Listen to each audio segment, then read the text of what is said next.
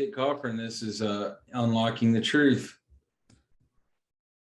I see Earl's on. Looks like Robert's on. She's at Motel 6. Hello. Can you hear us? What up? I can hear you. Can you hear me? Yeah, I can hear you.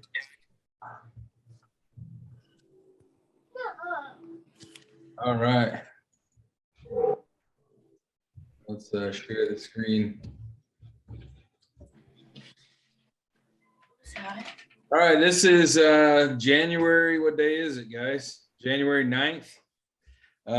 Omicron is on the march worldwide. And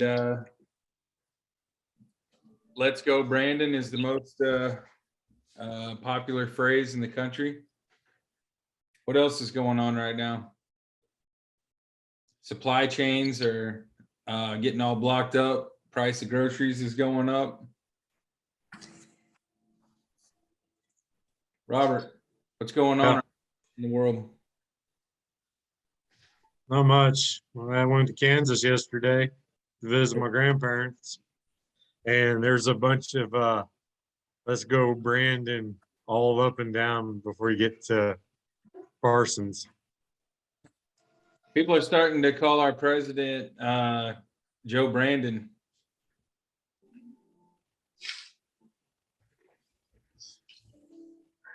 So what else is going on in the world?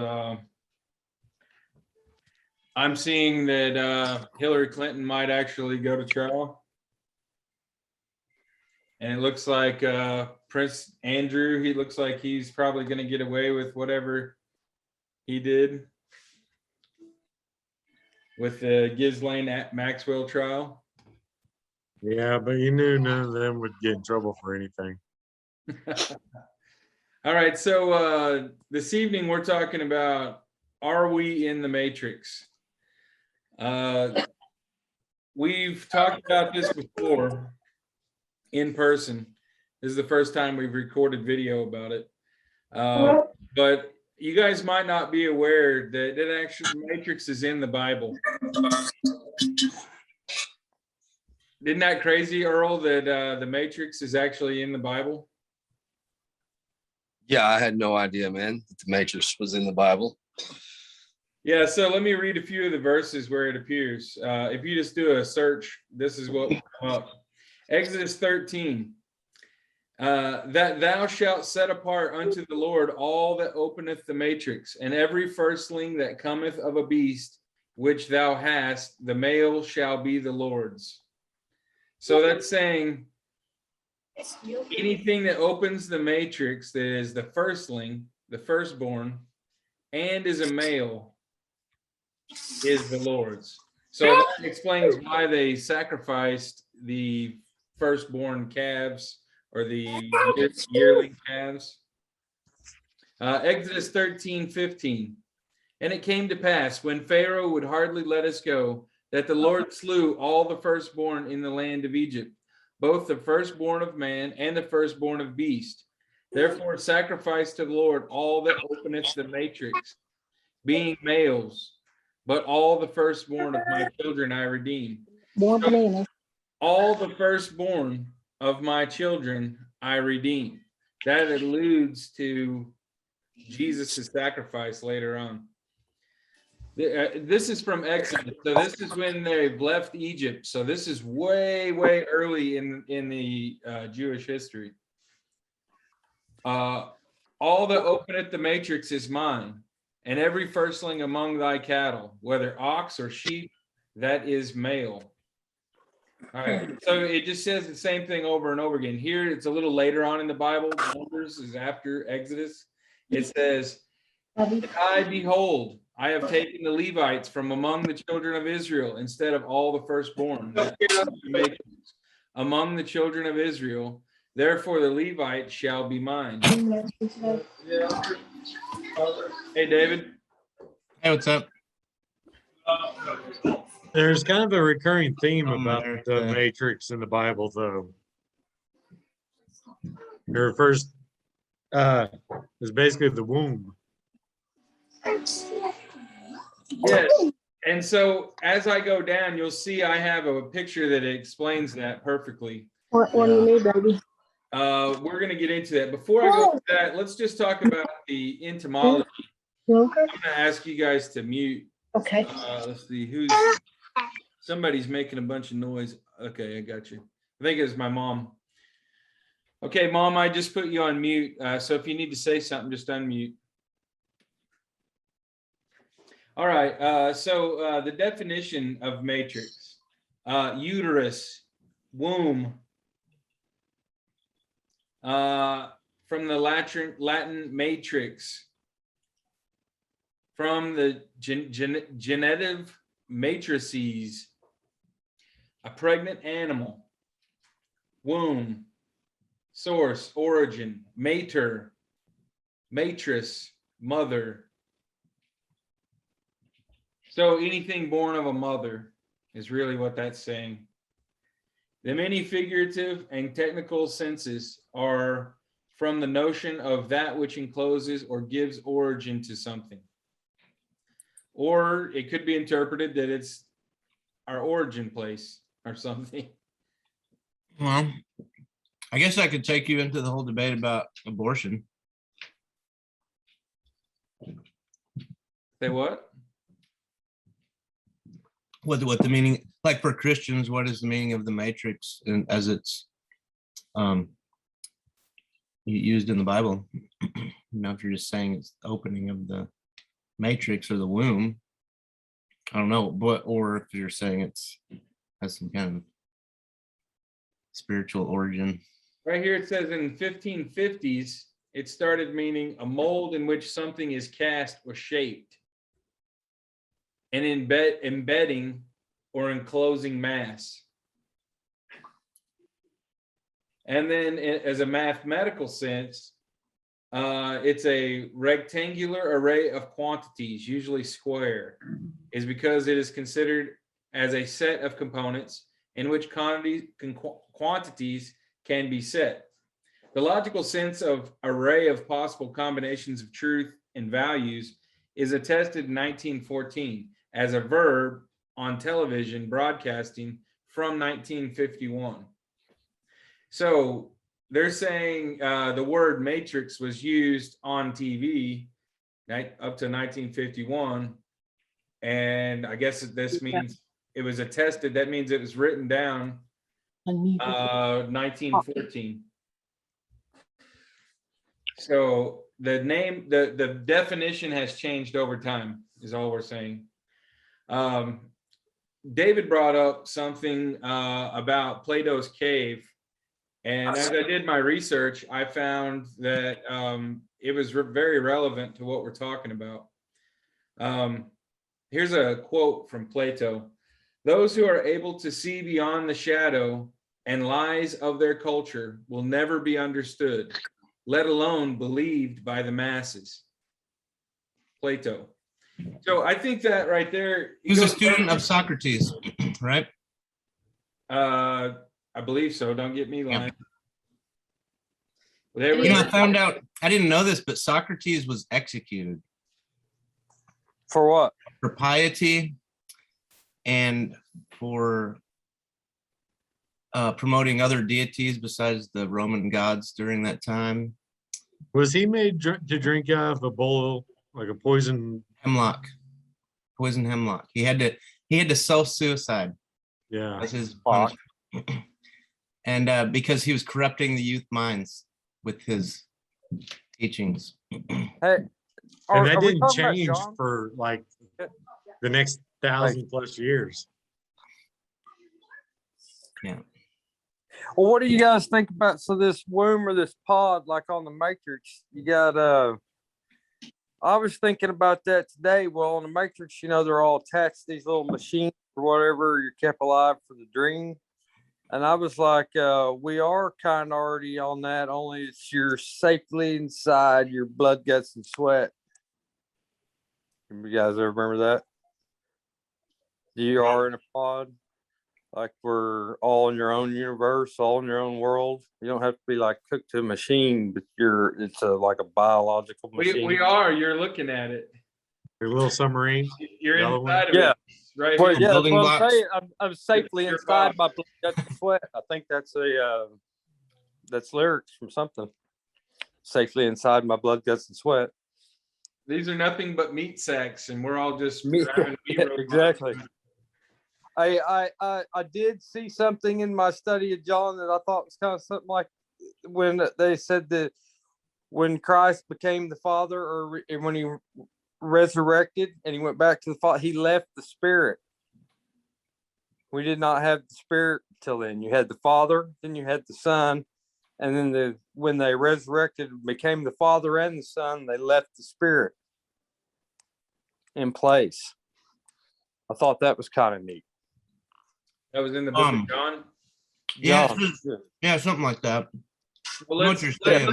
let's show. Let I've the tried to show interpret it. unfold. It's hard to interpret and to really understand the full meaning, I think. I don't know. Because we don't really know. Who John was? We don't know the full meaning of the Holy Ghost or the Holy Spirit.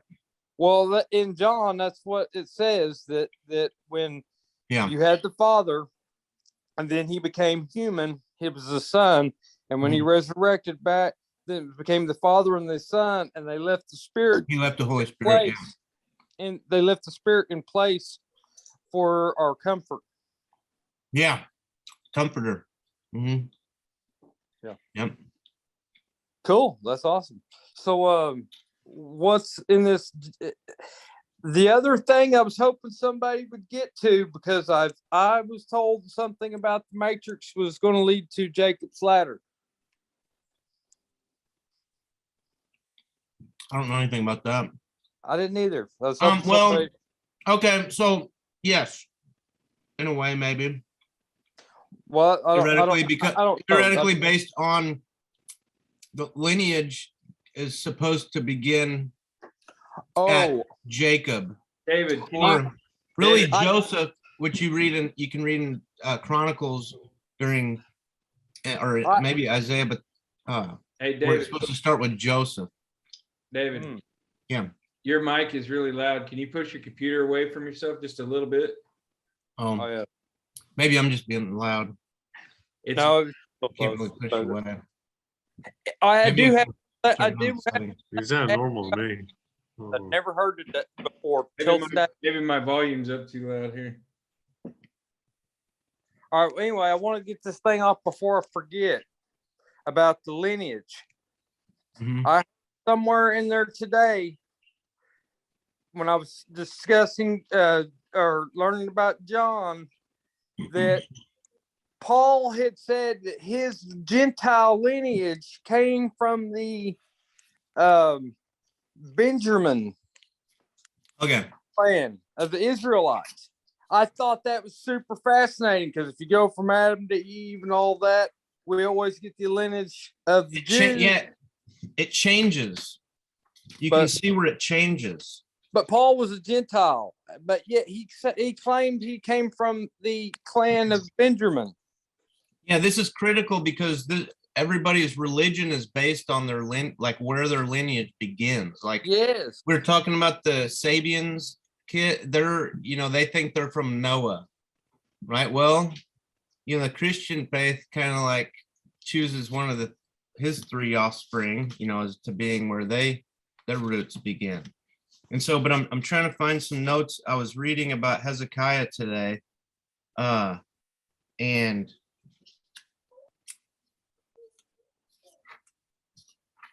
there's something in there about how even though who was it that was the firstborn? Reuben was the firstborn, but his birthright was given to Joseph. Oh, it really? Yeah, yes. See what I'm saying? So like when you get into the whole firstborn and this and that, it's like God can change it to whichever one of his tribes, I think. It seems like to me. But if you go as far But back through, the line, down the line. huh? Well, what do you guys? So in this John study, I got all the way to the Jews, Did you know? I mean, the Jews in Israel right now have no idea about the Gospels and that they were about Jews. I was dumbfounded when I found out today that 0.03% of Jews in Israel believe in Christ or have any idea about him. 0.03. I mean, 99.7% of them do not believe in Christ and or anything about him. Well, they're not Dumbfounded. Christians. Huh? They're not Christians. But they're not Jewish either. Basically, is what they're saying. They have no idea about the Gospels. But Jews that read it right now, they're like, oh, the Old Testament, oh, the New Testament, oh, it's all about Jews. Oh, really? No kidding. How do they not know that? Jews found that out. They're saying 2000. John Hagee spent $3 million raising money, sent it over there to build schools and synagogues and churches, and none of them believe in Christ. They said, "What are you doing? You're just sending us all to hell fat. Is all you're doing by giving them money because they needed the help spiritually and not." Okay. Anyway, so what do you guys think? What do you guys think about that? Yeah, it's an interesting point, and I've heard that before too. I don't know how true it is, but it's interesting. But and then you have to assume that there has to be some kind of geographical. Well, I got it off of three reasons why Jews don't believe in Christ, and I found out there was a whole 63 million of them are tuning in right now to become Christians, Jewish Christians. And it opened my eyes up to wow. I mean, it's like this whole country could be turned on its end if you had went from 30% Jews were Jew Christians. Well, I can attest that I'm a Southern Baptist, but I've been recently watching a lot of Messianic Jews, and it's definitely influenced my beliefs. Well, but they're going to be flipping to Southern Baptists because Cornerstone. They're flipping from Jew to Cornerstone because they've never heard the gospel, never heard it that way. They are Orthodox Jews who've never heard the Gospels. For some ungodly reason, they say that they've been in Israel for 70 years and nobody's ever told them the gospel. And then 2,000 years later, they're just now hearing the gospel, Jews, for the first time around the world. Mostly because they think when they go to the those aren't the Jews, though. Yeah, oh yeah, it is. It's the Jews.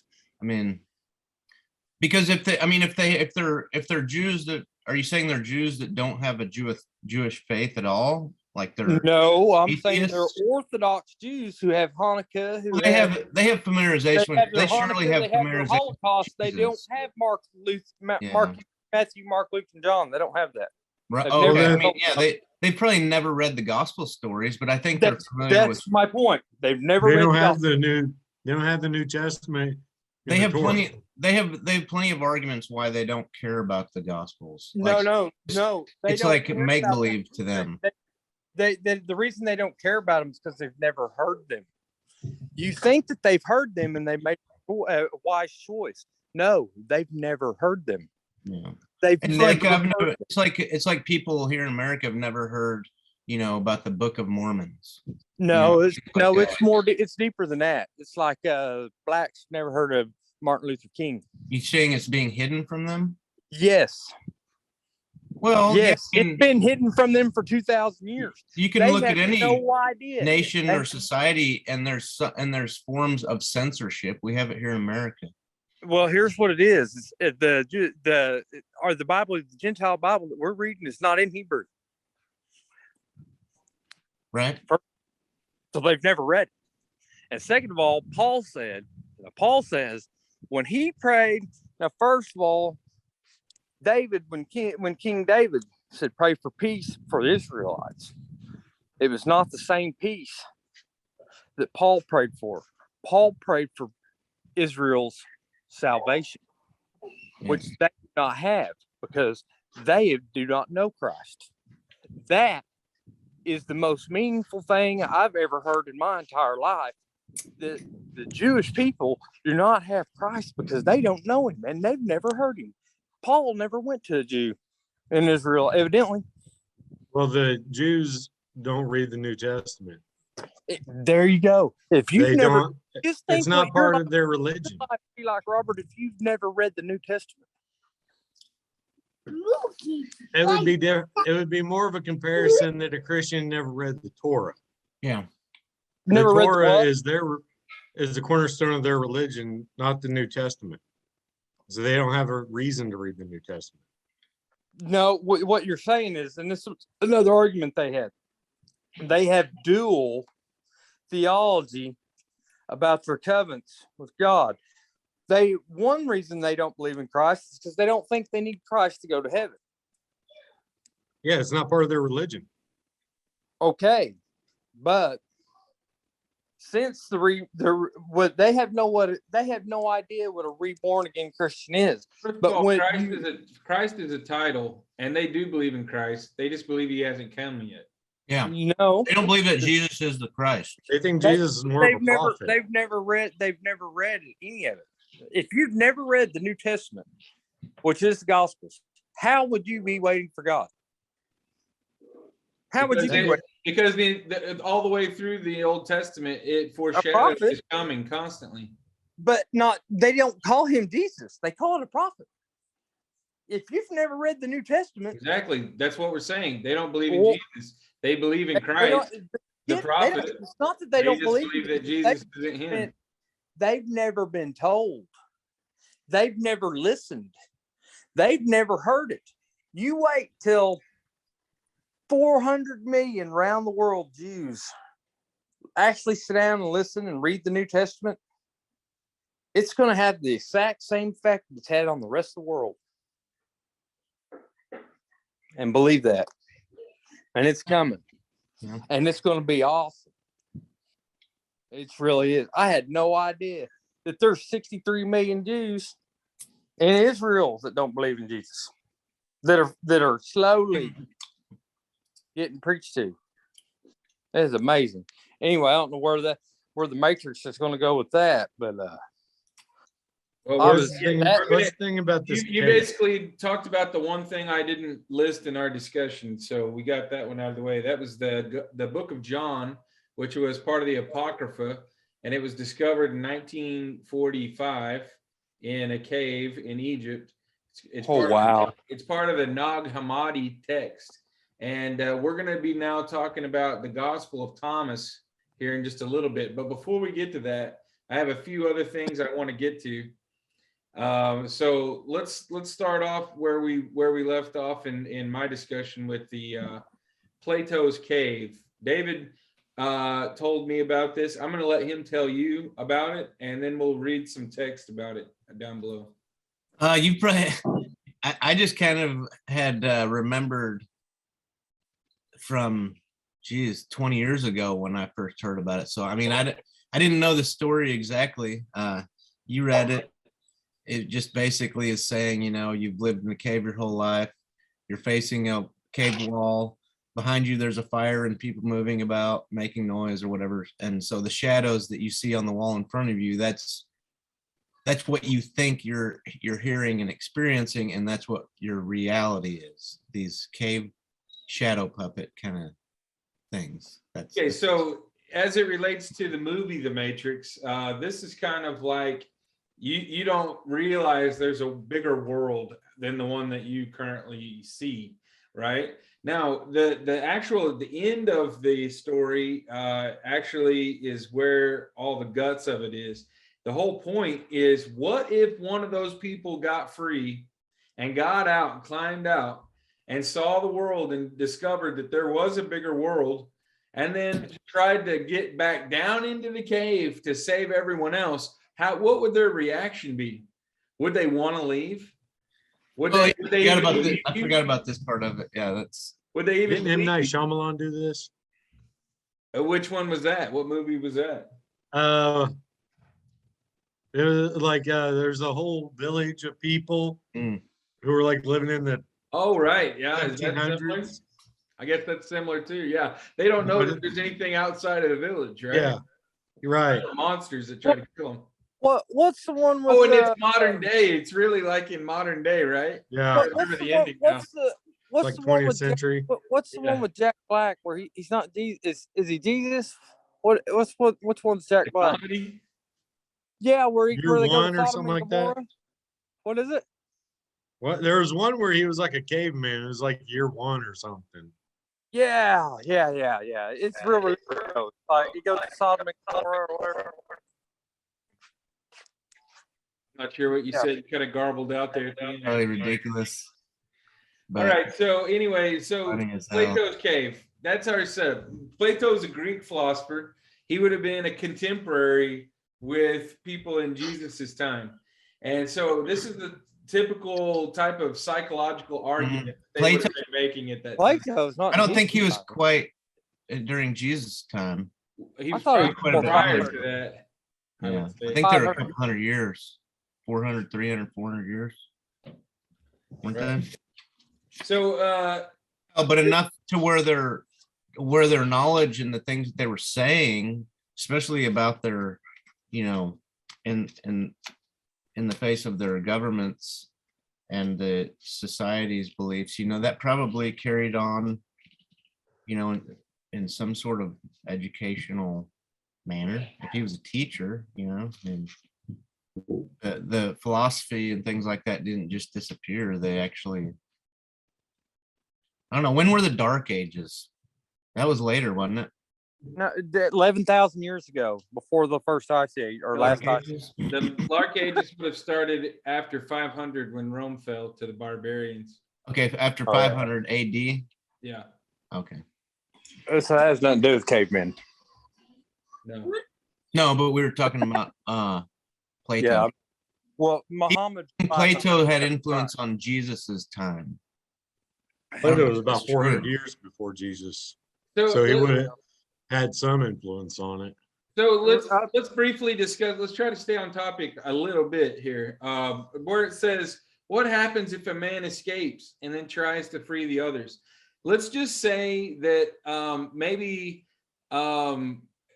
let's use telling the gospel as a metaphor. If the metaphor or if the story of the gospel is the truth, a lot of people don't want to hear it.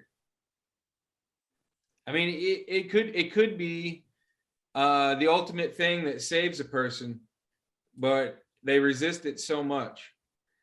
Is that similar to the Matrix? Is that similar to Plato's cave? Okay, well, I think what you're getting at here is in order to be saved, you have to be dying. And if you're in your comfort spot, and you don't realize you're dying or that you're dead, the whole getting saved has to mean the whole, hey, I'm dead or I'm dying. I need to be saved.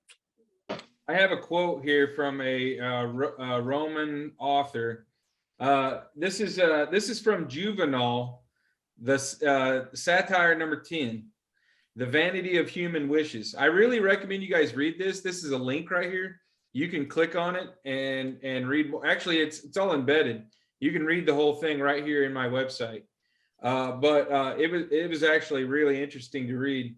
But here's a clip from it. They shed their sense of responsibility long ago when they lost their votes and their bribes, and the mob that used to grant power, high office, the legions, everything, curtails its desires and reveals its anxiety for two things only: bread and circuses. And so it's basically saying that no matter who's in charge, they're talking about Augustus was going to return to Rome, and they said if they would have chopped his head off, they would have greeted the very next person that took his place. And they said if you cut off his statue's head and put it in a furnace and melted it down and turned it into vases and bowls, no one would have gave a crap about Augustus being the emperor. It was just a matter of the emperor was coming. And that's kind of what we're experiencing right now with Joe Biden being in office. I feel like is a lot of people are paying tribute to the office, but they don't really have respect for the man as a leader. Well, okay. Can you let me All we give a crap about is television. Ancient aliens smoking weed. Yeah, that kind of goes to that old, as long as you give them bread and entertainment, that's all they care about. You can keep masses happy. Okay, Kit, that thing that I sent you today, the little cartoon looking picture. Hello, are you there? Yeah, we're listening. All right, if you look on that, because of the Gospel John, we got 7 titles, and it says on that picture, those 7 titles that we got of Jesus. And until then, that was the spoken word. And before, when God before in Genesis, when he made the heavens and the earth and everything, before it was just the word, it was just God. And then when he spoke the word, then the things came. But until John spoke in the gospel, it was the people's words that came out, and we got those 7 titles of God from John. Now I can't look at it right here on my phone, but if you look at it in that little cartoon, it shows the little maps and picks back and forth, and it says the 7 titles we got. One of them was the Messiah. One of them was the light of the world. One of them was the true vine. And those are what the people, after John spoke the gospel. I got it on the screen. Number 1, the word. Number 2, the light. Number 3, Son of God. Number 4, Christ. 5, Lamb of God, King of Israel and Son of Man. Those were all spoken by the people after hearing John's gospel. That's why we have those titles. And until John, you did not have those titles for Christ. So that was interesting. So there it is. It is the living word. That's where you got your titles. So But John was Emperor, I think like John was written like 20 or 30 years after the synoptics or the other gospel stories. And so there is a lot of commentary about the differences and things like that. And so I guess maybe that's one of them. I don't know. And you're saying that were they calling Jesus those things in Matthew, Mark, and Luke? Yes. Or just in John? No, most all the gospels are the same, are pretty close to the same.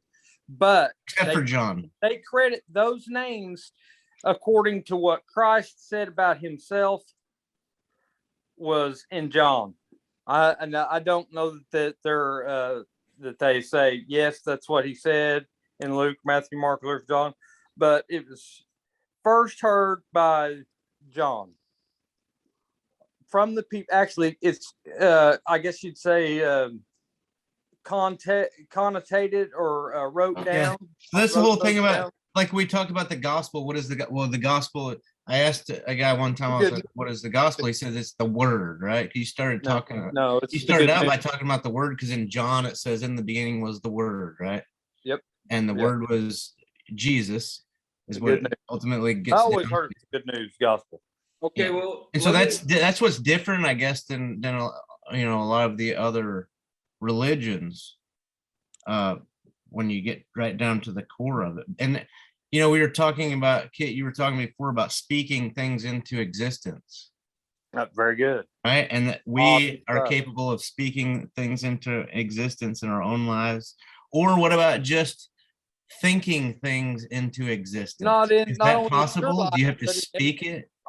You see what I'm saying? And then if you look at what God was doing and the way it's described in John about the beginning, and so, and then just, we all of us have had these brilliant ideas, right? That nobody else thought of. Like we were in our mind, we came up with it, and so we thought of it, But right? it seems to happen all over the world. That all at once. But in Ecclesiastes, right, it tells us that nothing is new under the sun. Yes, so Well, King I Solomon. thought that we have everything that we speak has already been done, like it's already been thought of and it's already been Especially done. the cell phone. It'd be cool if somebody come up with a cell phone. The reason you're thinking it is because it's popular right now. You know, it's the zeitgeist. It's like lightning all over the world. That idea is sparking in the back of everyone's heads. Well, they seem Who will to act on it faster?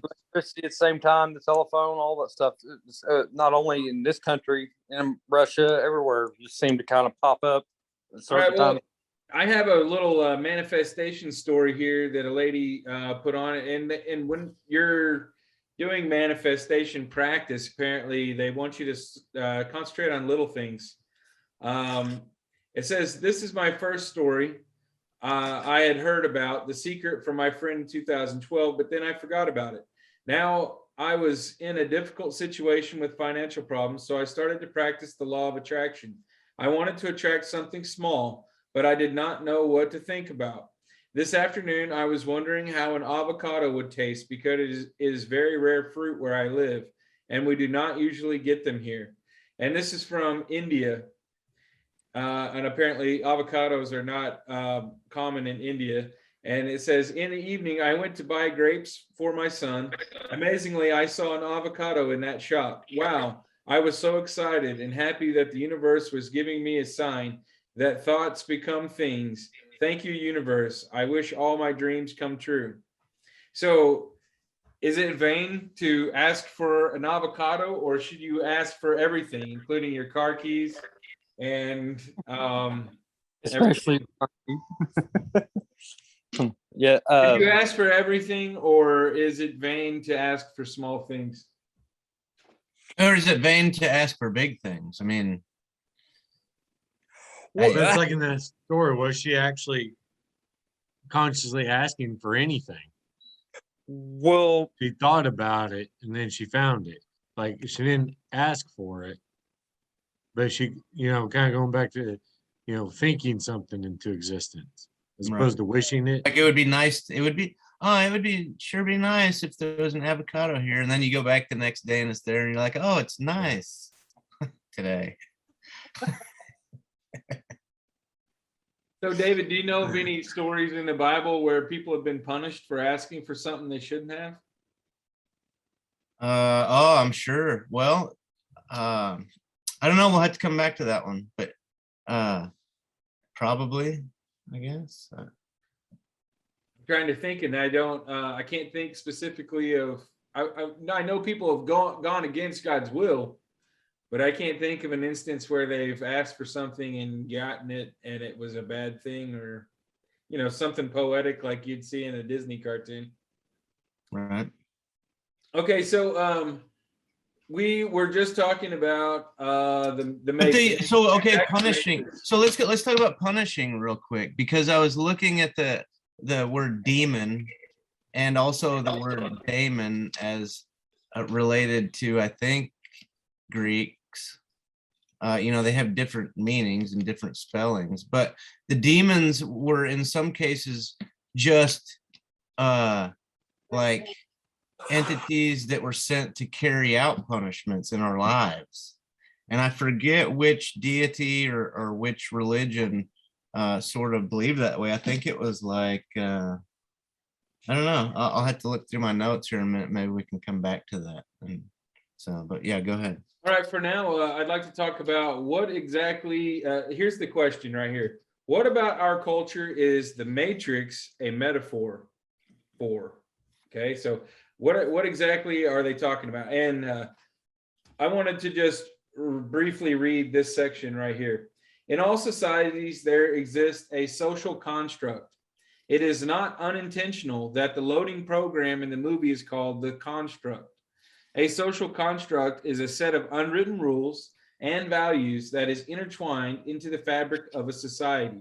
It is everywhere. It is all around us, even now in this very room. You can see it when you look out your window and when you turn on your television. You can feel it when you go to work, when you go to church, when you pay your taxes. The rules and the values of the construct are instilled into the subconscious minds of each one of us from birth by parents, relatives, teachers, school, church, and the media and the government, corporations, and others. Social constructs are not natural. They are created in society for a very specific purpose: control. Social constructs are self perpetuating and control us by shaping the way we perceive the world around us. In America, the social construct teaches us that the streets are paved with gold and hard work is rewarded by great success in life. Although this is accurate in some cases, the truth is that hard work in most cases yields only more hard work. While corporate overlords gain astronomical profits from the labor of the working class, the average worker in America earns only enough to maintain a standard of living high enough to ensure that his or her children can repeat the cycle.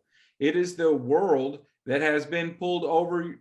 It is the world that has been pulled over your eyes to blind you from the truth that you are a slave. Neo, like everyone else, you were born into bondage, born into a prison that you cannot smell or taste or touch, a prison of your mind. Now, I feel like we're in a time where a lot of people are quitting their jobs. A lot of people are starting up businesses and starting to spend more time at home, especially because of COVID and quarantining. They were having this conversation on C-SPAN the other night. I was watching it. I forget what the name of the show was, but there was a caller that called in, and I don't remember the name of the host, but he was talking about he's looking for a job, right? He's in his older years, and the type of job and what he's looking for is more of a long-term type job, right? And then he was comparing, because was talking to his son who was maybe around 40 years old, I think, if I remember correctly, was searching for not a permanent long-term job, but just something that satisfied his current financial needs and just overall situation. But he was making the distinction between the generational outlook right now as far as jobs and what we're looking at as a society. Talking about this little excerpt you read, everybody wants to complain about, the evil corporate overlords. We're all enslaved to them. But that guy wasn't born into that role. He worked his way up through hard work and probably a lot of luck, most of them. There are some people that are, CEOs of family corporations. They've been handed the reins of these corporations over generations. But everybody wants to gripe about that, and it's like, oh, we're slaves to them. But if you took all of that out, if you took all of that away, and you brought us all back to 2,000 years ago, you're still a slave to your own needs, not just your desires, but your needs of survival. You still have to work hard just to survive and make ends meet, regardless if you're in 2022 or 1022. Yeah, there's a passage, and I can't remember exactly what it says, but it says something to the effect. It was talking about the Israelites when they were in the wilderness and they were grumbling and moaning and having a miserable time, that they could have just gone back to Egypt if they had known how easy it would be to just accept the fact that They were slaves. their lives were going to continue and God was going to provide them everything they ever needed. There were Regardless of several whether times when they were about to get saved and then they kept screwing up. And so God had to wait for another generation to give him another chance. It only took Christ 40 days to get all the messages. It took the Israelites 40 years. That was the difference. Yeah. Christ went into the wilderness for 40 days. They went into the wilderness for 40 years. And it was for the same message.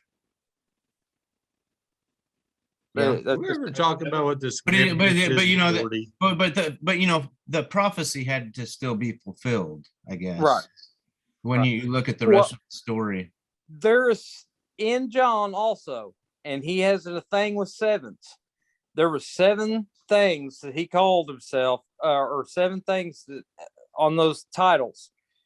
But he always said that, and 7 times in John he says, "I am," and that is supposedly his name.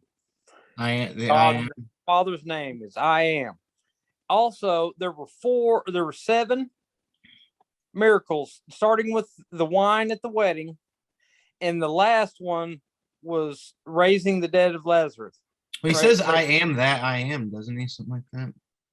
Or Yeah, I go don't. ahead with Lazarus. Go ahead. Sorry. Well, no, you're fine. But anyway, on that where I got that little cartoon picture, there's another one, or it may be on that one. It says the 7 miracles, starting with the woman, or the woman at the well is one of them, but the turning the wine, the water to wine in the wedding was the first one. That was the first one. Yeah. The last one, which was the one that got him killed, or it was the raising of Lazarus, his friend Lazarus, and he knew that if he went there and he raised Lazarus from the dead, that they would kill him. Hmm. And then that's when he rode the donkey into Jerusalem. Now, who? Okay, how was he related to Lazarus again? Wasn't there some kind of? It just says in John that he was his very good friend, and he may have been kin to him. Which I mean, But or there's there was. I don't know if it was kin or just some kind of like they already had some kind of bond or it was his very very good friend. with his aunt maybe. Okay. Well, no, Lazarus wasn't his aunt, but No, I mean like his aunt, like Lazarus maybe was like the husband of his aunt or or kind of I don't- indirect relationship like that. Yeah, yes, but he went there, and Jerusalem was not the spot for him except to fulfill prophecy, I guess. Lazarus. And when the German soldiers came to get Jesus, they said, "Which one of you is Jesus?"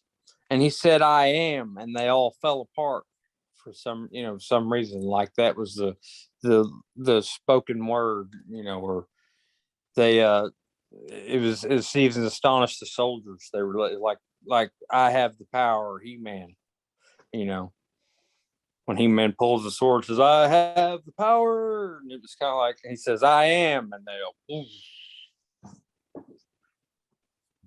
The way it's written in John, anyway. That's why I read it today. Are y'all still there? All right. So, Okay, so yeah, Lazarus, he was a follower of Jesus. He was the brother of the sisters Mary and Martha. Cool. So he was Jesus' uncle, right? If that's the case. No, well, no, because there's 2 Marys. Yeah. There's It the says mother he is Mary, identified as the and there's brother of the Mary- sisters Mary and Martha. Wasn't Martha the mother of John? The sisters send word to Jesus that Lazarus, he whom thou lovest, is ill.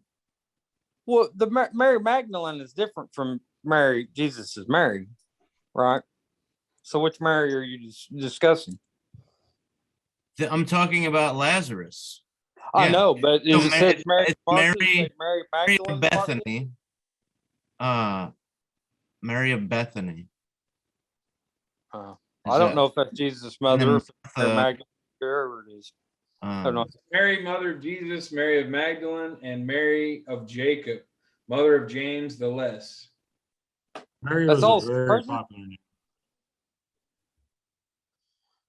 Well, didn't he have a friend named Mary that was claimed to be his wife? Mary Magdalene. All right, but that wasn't his mother. Okay. So yeah, it says Jesus says when they told him that he was ill, he says, "This sickness will not end in death. No, it is for God's glory, so that God's Son may be glorified through it." Yeah. Anyway.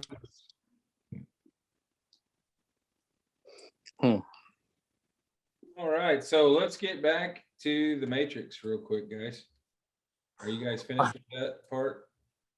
Yeah. But I just don't have much on the Matrix. Since all I can Are you all looking at the screen that I'm sharing? Yeah. I mean, what are we trying to get at I'm here on with the my phone. Matrix? Well, here's the deal: is I made a show and I worked on it for 2 weeks, and I have a whole lot of stuff to get to, and we haven't really. We're way up here in like the third topic. Okay.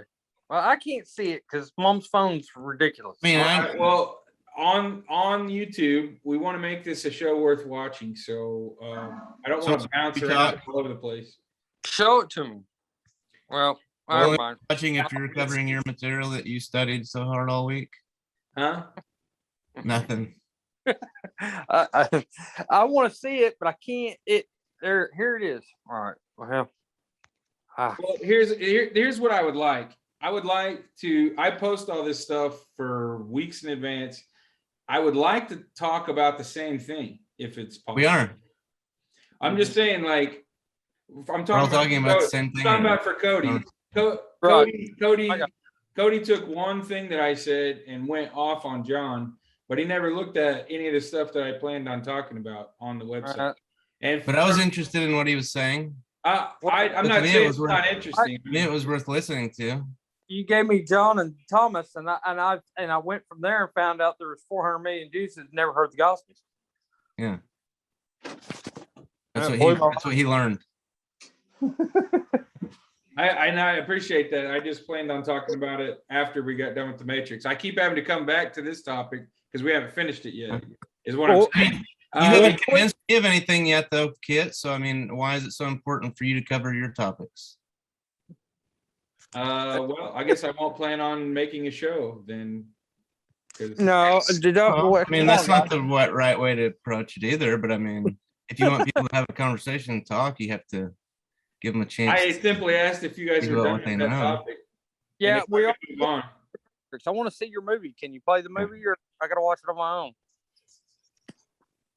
I would watch it with you right here if I could see it. Well, we've tried that, but it didn't work out because people couldn't hear it. We can actually try it if you'd like. Yes, I'd love that. Let's see if we can. This guy breaks down why the Matrix. This lady's a liar. So let's just see if you can hear it. Comments, and there was a common theme I kept seeing pop up. The Matrix ripped off Sophia Stewart. Can you hear it? Story the third Yeah, way. great. So I decided to dig into it and see what I could find out. Was the Matrix plot stolen? Stewart's epic story created two of Hollywood's biggest franchises, The Matrix and Terminator movie series and trilogy. See the court documents, letters of access, registered return receipts, FBI evidence, investigation, and future projects. She also links to a website, matrixterminator.com. All right, well, let's check it out too. Can you hit stop? If you would do this, if this happens a lot when people are diagnosing songs and they're critiquing songs, especially ones they've never heard before. So they stop it in between and they give their idea real quick. And I have a great idea. Yes, the Matrix was definitely stolen. And I'll tell you why it was stolen is because almost all Jews are running Hollywood. And if they've never read the Gospels, for sure they're going to steal the story and put it in this crap instead of what was real. Now you can go ahead and play it again. Well, just to add to what you said, stereotypical comment for sure, which I mean, there's probably some elements of truth to both sides. Every story has two sides. Okay, so the original conversation about the Matrix, why it came up was because we went and watched the Matrix, and a couple of weeks ago, I had seen a thing on TikTok where this lady right here, this African American woman right here, she claims that she wrote the Matrix. She also claims that she wrote Terminator 2. The reason why it was of interest to me is because she claimed that the initials John Connor stood for Jesus Christ, and that the whole thing was a metaphor for Jesus Christ. And so I wanted to find out, was there any truth to that? And so I watched the videos, and I've seen 3 or 4 videos with her claiming that she's the author. Comes to find out there's actually a couple of lawsuits, and she lost both of them. So a judge decided that she didn't have enough evidence. Well, this guy in this video, he breaks down, he actually read the book that she claims that she wrote and where the story came from. And the aliens, when they leave the planet, they say, "We'll be back." And that's what her whole lawsuit was based on, was that for a Terminator, is that she said, robot aliens said, "We'll be back." And the judge said that was not enough evidence. So she lost that case. Then she did The Matrix. And in The Matrix, I don't even remember what he says about it, but he says there was nothing in this book that was anything like The Matrix. And so she lost both lawsuits. Huh. One thing I thought was interesting, I was watching videos of these two guys here that actually did write The Matrix. They're the ones that really did write it. Back in around 1998 or so, in the late 90s, these two guys, they claim now today in interviews, they're saying that the entire Matrix for them, there was lots of writers, but for them, it was about being a transsexual person and being able to live in a society that hates transsexuals. And so this is what they look like then, this is what they look like now. And they say that the whole trilogy was about being able to do the impossible and live in a world that doesn't exist for you, or create your own world to live in because it doesn't exist. Well, he's definitely a much prettier woman. Yeah, isn't it amazing what makeup can do? You go from this to this. I wanted to tell a joke at this point. A joke that I heard a preacher make. Says it was on TikTok. I can't think of the guy's name, but he says, "Young boy, don't try to kill yourself. Don't try to make a woman happy. God gave him a beautiful face and they cover it up with makeup. God gave him beautiful breasts and they chop them off and put plastic on. Don't trust a woman. God gave her a beautiful rear end and they chop them off and stuff in them. Young man, don't try to make a woman happy. Don't try to kill yourself." I heard a preacher say that on TikTok. Yeah. But look, just look. I mean, it's if you are willing to totally make everything about yourself fake, then I guess you could finally find yourself. Well, there's another There's another revelation about the Jews, that in Judaism you will never hear a woman speak of God. It's the rule. Can't preach about God, can't talk about God, can't talk about anything about that. So it's all a one-sided when you're in the Jewish. That was part of, and ought to be very liberating for women around the world, especially Jewish women. It was the same way in Christianity too. What are we trying to unlock here? Are we trying to Right. figure out like if these guys stole her story or what? Are we talking about the Matrix? Well, the original idea is we were trying to figure out, is there any connection to Jesus Christ in the Matrix story? And the answer is no, there is not. That was in the movie The Matrix? It's debunked.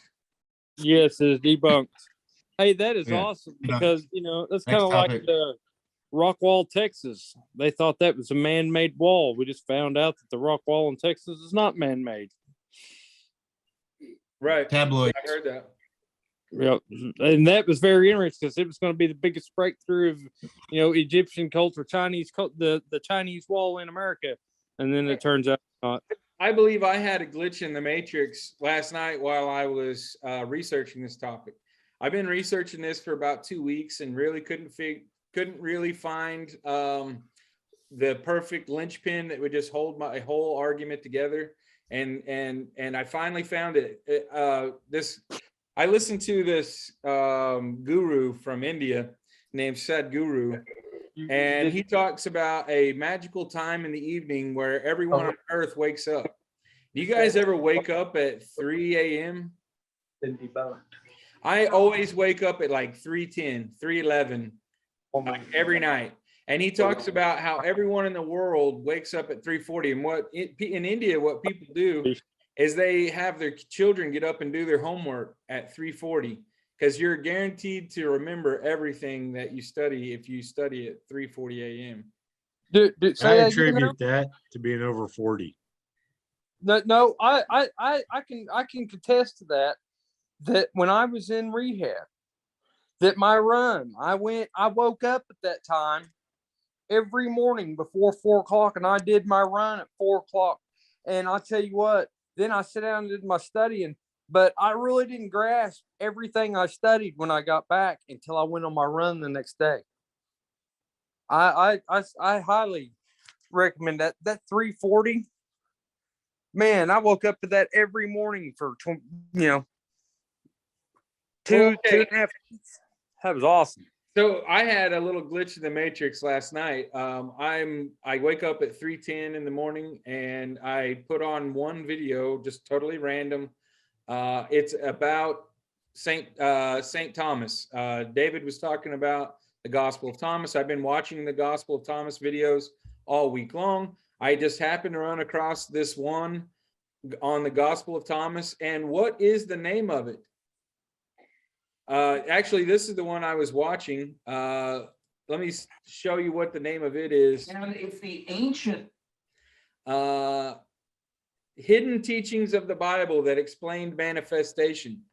Okay, so I click on this and I start watching it, and it's about the Gospel of Thomas. This guy does a great job of talking about the Gospel of Thomas. Well, what is the name of the show? In French, in the background, it's written La Matrix Divine. And here it is. I found another video in English, and it says The Divine Matrix. So, okay, I'm looking at a video about St. Thomas. So again, that's twice David brought up something that was seemingly off topic, but after doing more research, I found that it was perfectly in line. And it took me 2 weeks to figure out how to draw it all together, but I got it. It's David's here. a very deep person. Say what? I said David's a very deep person. So here, let me just summarize what I got out of these videos. I got some notes so that we don't have to watch the whole thing. I do recommend that you watch these at some point, especially the one on the right. New Physics is pointing out that, to me, this is the whole reason why I made this channel. I want to show that everything in our society can be explained by what the Bible says, and that science is starting to finally line up with biblical teaching. So this says, New Physics is pointing to the fact that everything is connected. We knew all of this before modern science. There is a place where Newton's law doesn't work. In the micro and the macro world, there are phenomena that cannot be explained. Quantum physics seeks to find out what happens beyond what we can observe with the naked eye. What is in the space between? The divine matrix. So it is the thing that holds everything together.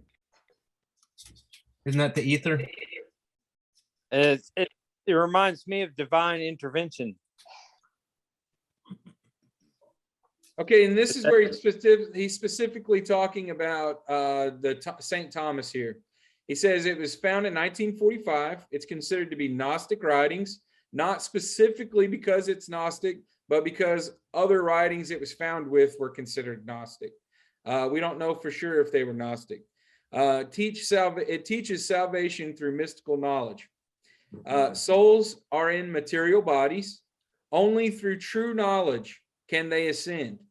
Jesus is the Redeemer that came to communicate that knowledge and liberate man, focused more on the power that is held within each person.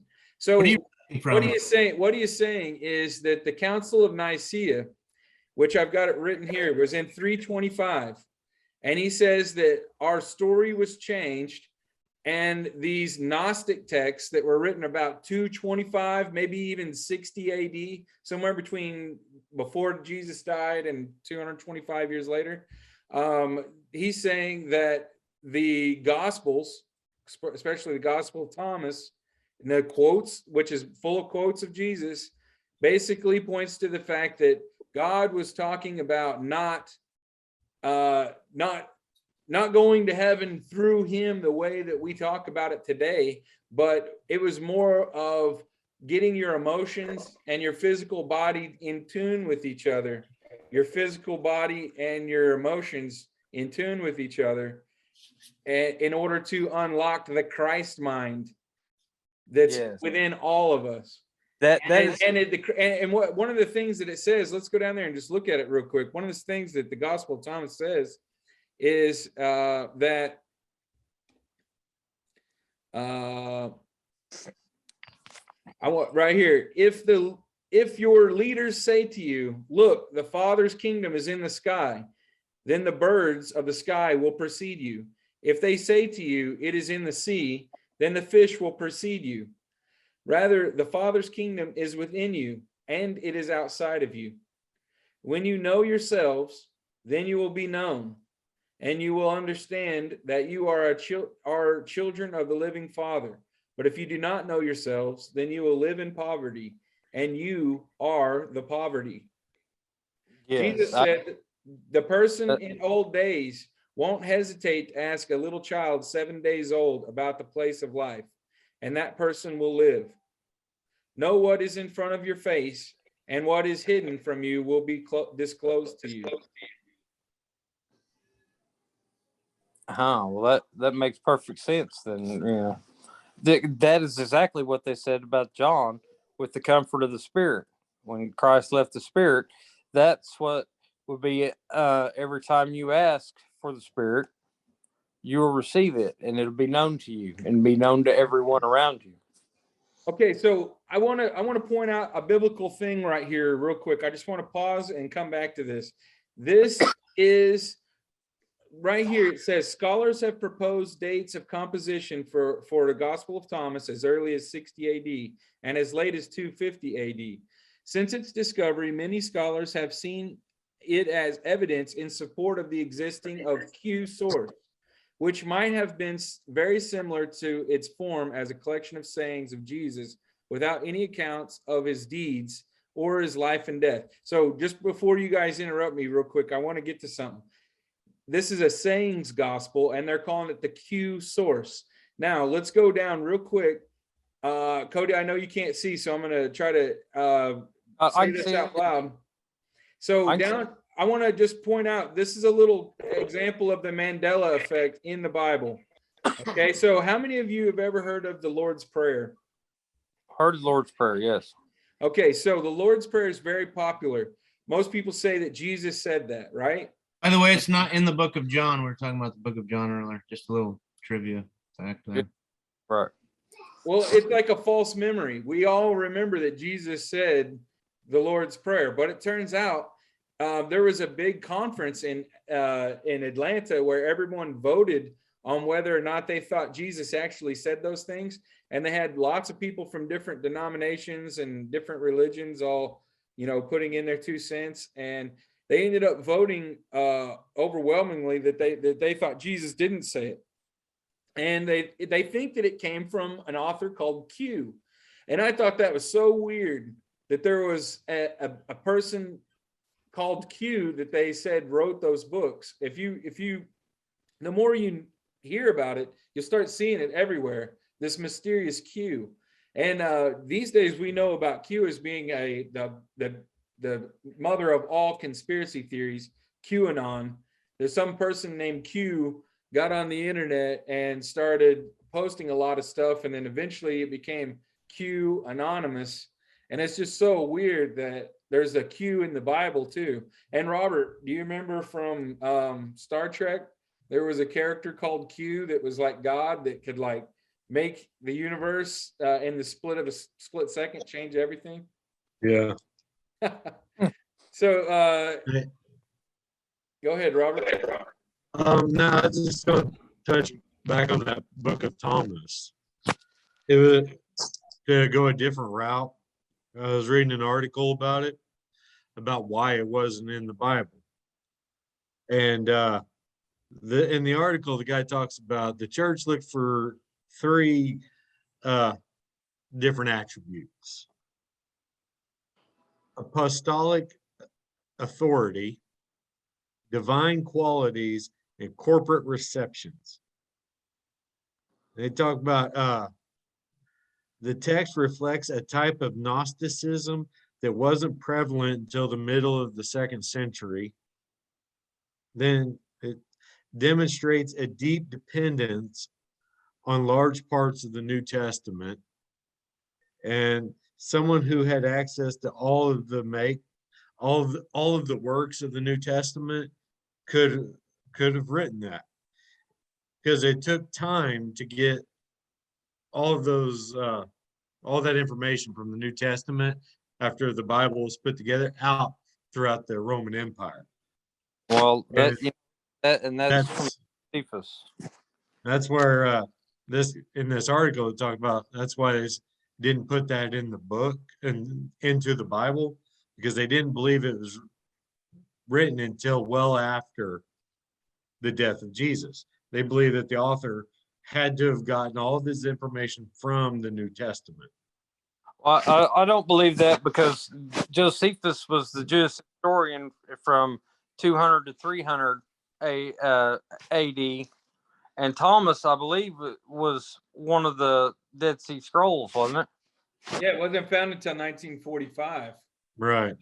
But evidently, it was evidently, if they have any history of it, it comes from Josephus, because all the documents and all the Jewish history was taken through the abyss out of Jerusalem when Romans surrounded the city for 7 years of trials, 7 years of tribulation, and they smuggled it out of the abyss of the Herod's temple or whatever. And Josephus didn't document it until Rome in 200, 300 AD.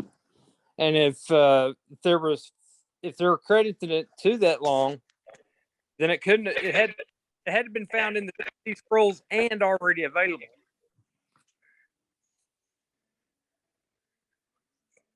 Follow Well, that? of course, You're saying if Josephus was talking about Thomas, or Then it was in Jewish history.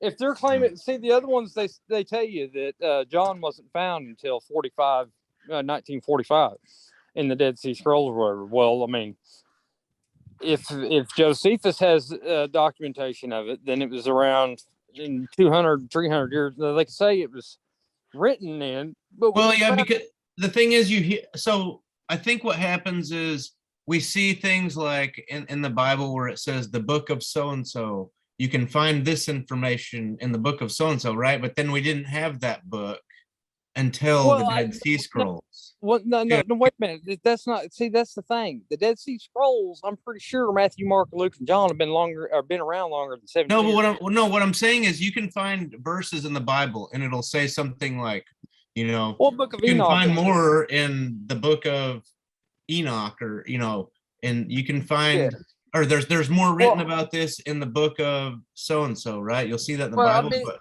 we didn't have those books until they discovered them. And this is in the 19 thing, whatever it was. is that they've been waiting 2,000 years, because even that Dead Sea Scrolls and stuff, all the Gospels have been missing from. Now, obviously, if Matthew, Mark, Luke, and John were walking around preaching stuff, they did, and they were writing letters to churches, just like Paul was. They all had that stuff 2,000 years ago. What I'm saying is they haven't heard it in Orthodox Jewish religion for 2,000 years.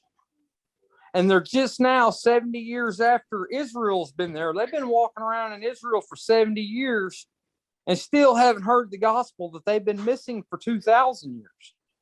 They haven't heard the gospel since Christ was alive. That particular one, but they still have the other gospel stories. They're done now. When Jews are hearing it, yeah, but when Jews are hearing it, it's like this first time they've ever heard the New Testament. They haven't heard it for 2,000 years. The Jews have never heard the Gospels. All they see. What you're saying, by the way, there's only 9 million people in Israel, not 63 million. Yeah, but they're online at 63 million last weekend. That's what I'm trying to tell you. 63 million Jews tuned in to the. But you're talking about in Israel, like they have. It's not like that. It's just been totally shut out to. Like they've had access to this information. That yes, It they hasn't been didn't. totally. It hasn't been like held back from them. That they didn't. They never read it. For one, Yeah, there's other people in the all Pope. kinds of For cultures one, the Pope read it. at the Holocaust Museum, Hitler was shaking hands with the Pope. So hell no, they didn't read it, and they damn sure didn't listen to it. Right. Anyway, according to this guy, they don't believe the Gospel of Thomas was written until about 250 AD. Well, there's it could range anywhere from like I think it was like 120 AD till 200. or Well, something like okay, that. but what I'll That's why It's they kind of a didn't put it in wide the range. Bible. Yeah. but what 'Cause I'm telling you though, is supposedly it didn't Josephus go is into the the one that Bible wrote it because down. it didn't meet their Was. criteria. But but even the synoptics weren't written until what 70 AD or something. Yes, till after Christ was. At least one or two generations, right after his. Well, his Christ said, "Verily, verily, I say unto you, this generation still not past." So 40 years after Christ died, 70 AD. So I mean, he's if we credit him 33 years. And then see John, they don't believe was written for another 30 years after that. And so that's where Yeah, 70. like He wrote people that. people have he made a sent the letters distinction before he died. between the Well, they didn't have to. They were. the information we But find in if John you- compared to the other ones, it's different. Well, But it was according to this article, And they say maybe What- because it was later in his life and he was able to reflect a different way, he was able to read the other 7 years of trial. texts that other people had written, Roman- or maybe not read them, but he knew about them, right? Kind of the same thing as what Robert was saying about the Gospel of Thomas.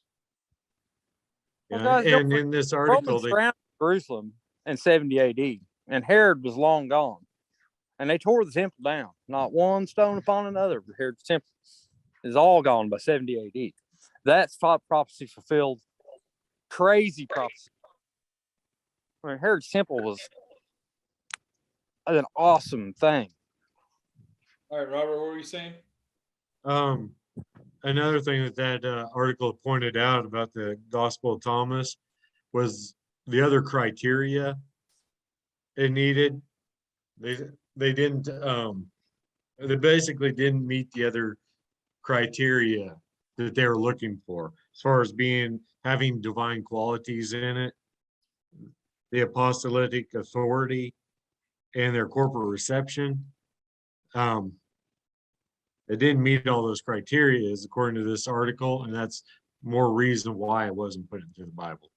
Also, it empowers an individual whenever they were trying to create an authoritarian state, Yeah, which was a huge threat. It's possibly the biggest threat to the Roman Empire at the time.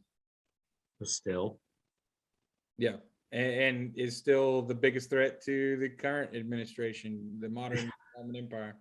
But I mean, we talked about like Lucifer, bishop, and he didn't agree with the way the church was doing stuff, and he was a loudmouth and got banished and exiled. Let me read just a couple of more lines. I wanted to read this part down here about verse 50 of the Gospel of Thomas, starting at 48 and going to 40 or 52. Jesus said, "If two make peace with each other in a single house, they will say to the mountain, 'Move from here,' and it will move." Jesus said, "Congratulations to those who are alone and chosen, for you will find the kingdom. For you have come from it, and you will return there again." Jesus said, "If they say to you, 'Where have you come from?' say to them, 'I have come from the light, from the place where the light came into being by itself, established itself, and appeared in their image.' If they say to you, 'It is you,' say, 'We are its children, and we are the chosen of the living Father.' If they ask you, 'What is the evidence of your Father in you?' say to them, 'It is motion and rest.'" 51. His disciples say to him, "When will the rest of the dead take place? When will the rest for the dead take place? And when will the new world come?" His disciples said to him, 24 prophets have spoken in Israel, and they all spoke of you." He said to them, "You have disregarded the living one who is in your presence, and have spoken of the dead. There are similar books to that in the New Testament. That's why they think this possibly could have been the source text for some of the other four gospels. But Yeah. when he says 24 prophets have spoken in Israel and they all spoke of you, that again goes back to where he's talking about the Old Testament was written about him. So is there 12 elders that are considered disciples to make 24? I've heard something about in the something about Muhammad when he's descended to heaven. When he came back, he had the same dream Enoch had, and there was 24 elders. He feasted with 24 elders during that dream. And see, like you were talking about, they, using the Book of Thomas as source material, and in some of the other articles I've read, they say the opposite, that the author of the Book of Thomas used the New Testament as source material. Okay, so in Islam, they talk about the 25 prophets. So possibly in Christianity, that hasn't remained a popular thing. But if you look at Islam, which comes from the same tradition, there's 25. Here's a list of 25 prophets of Islam. Well, according to the Greeks, there were 12 original Titans. I mean, how many? So you can get into numbers and you can get into all the different religions and try to compare them all, and it's endless. You'll find coincidences and correlations. Well, all over the place. Weren't you in Iraq, or was it Kuwait? Where were you? Where'd you go? Me? Yes. Afghanistan. But I mean, yeah. So, what did you have a question about it? Well, no. I mean, I've asked you just some modern day stuff. What kind of feeling did you get? Was there any? Did they speak in religion as 2,000 years ago, or did they speak it as like? I don't have to speak English. All that, right? I speak English, dude. Well, I know you. But I mean, yeah, they're very religious people. Well, I mean, I know you were only there 3 months or whatever, and you had conflicting interests in your own mind. But did you ever get a feeling that it was old, or their religion was new? I mean, did they speak like an Old Testament and a New Testament? I mean, I know Arabic. I wouldn't be able to tell you one from the next as far as what their literacy was. Really? And so, I mean, as far as literacy goes, their literacy is based off of their religious texts. Well, I mean, I know when you go, I mean, you'd have to, I mean, as individuals, I guess you would have to, know how educated they are. If you go and you see, Michelangelo or somebody, or, Leonardo's paintings in Israel and in Italy. Yeah. Then you realize that the people are kind of like watching Everybody Loves Raymond. You're getting an old world history about tomatoes, but you're not getting one of these guys that done there painting, making helicopters and crap 2,000 years ago. I mean, they're just, to me, it's still, if it wasn't for the Pope and the Catholic Church, I mean, they'd probably be cooking pizza in there and stuff, and not. I don't know. I just wondered if the culture in Afghanistan, Afghanistan wouldn't be a good example because it's nowhere close to Jerusalem. I'd like to know I didn't realize, this is what I'm coming to find out. All them 9 million Jews that are in Israel, there's not one of them over there visiting where Christ, where he did one of these miracles. Those were Christians. All the people, the Crusades, and those guys that were the Templar, those guys were all along the trail, people going back and visiting Jerusalem. Well, those were Christians. They're still not Jews. They're not Orthodox Jews. And the Orthodox Jews are kind of standing around over in Israel going, what's the big deal? They don't have no idea about Paul.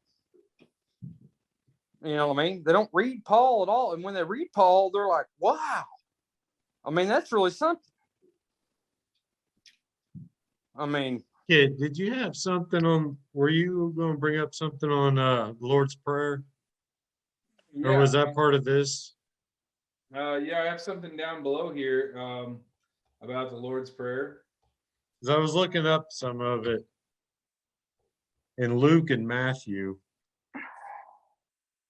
Okay, so the Lord's Prayer appears in 2 of the 4 Gospels, Matthew and Luke.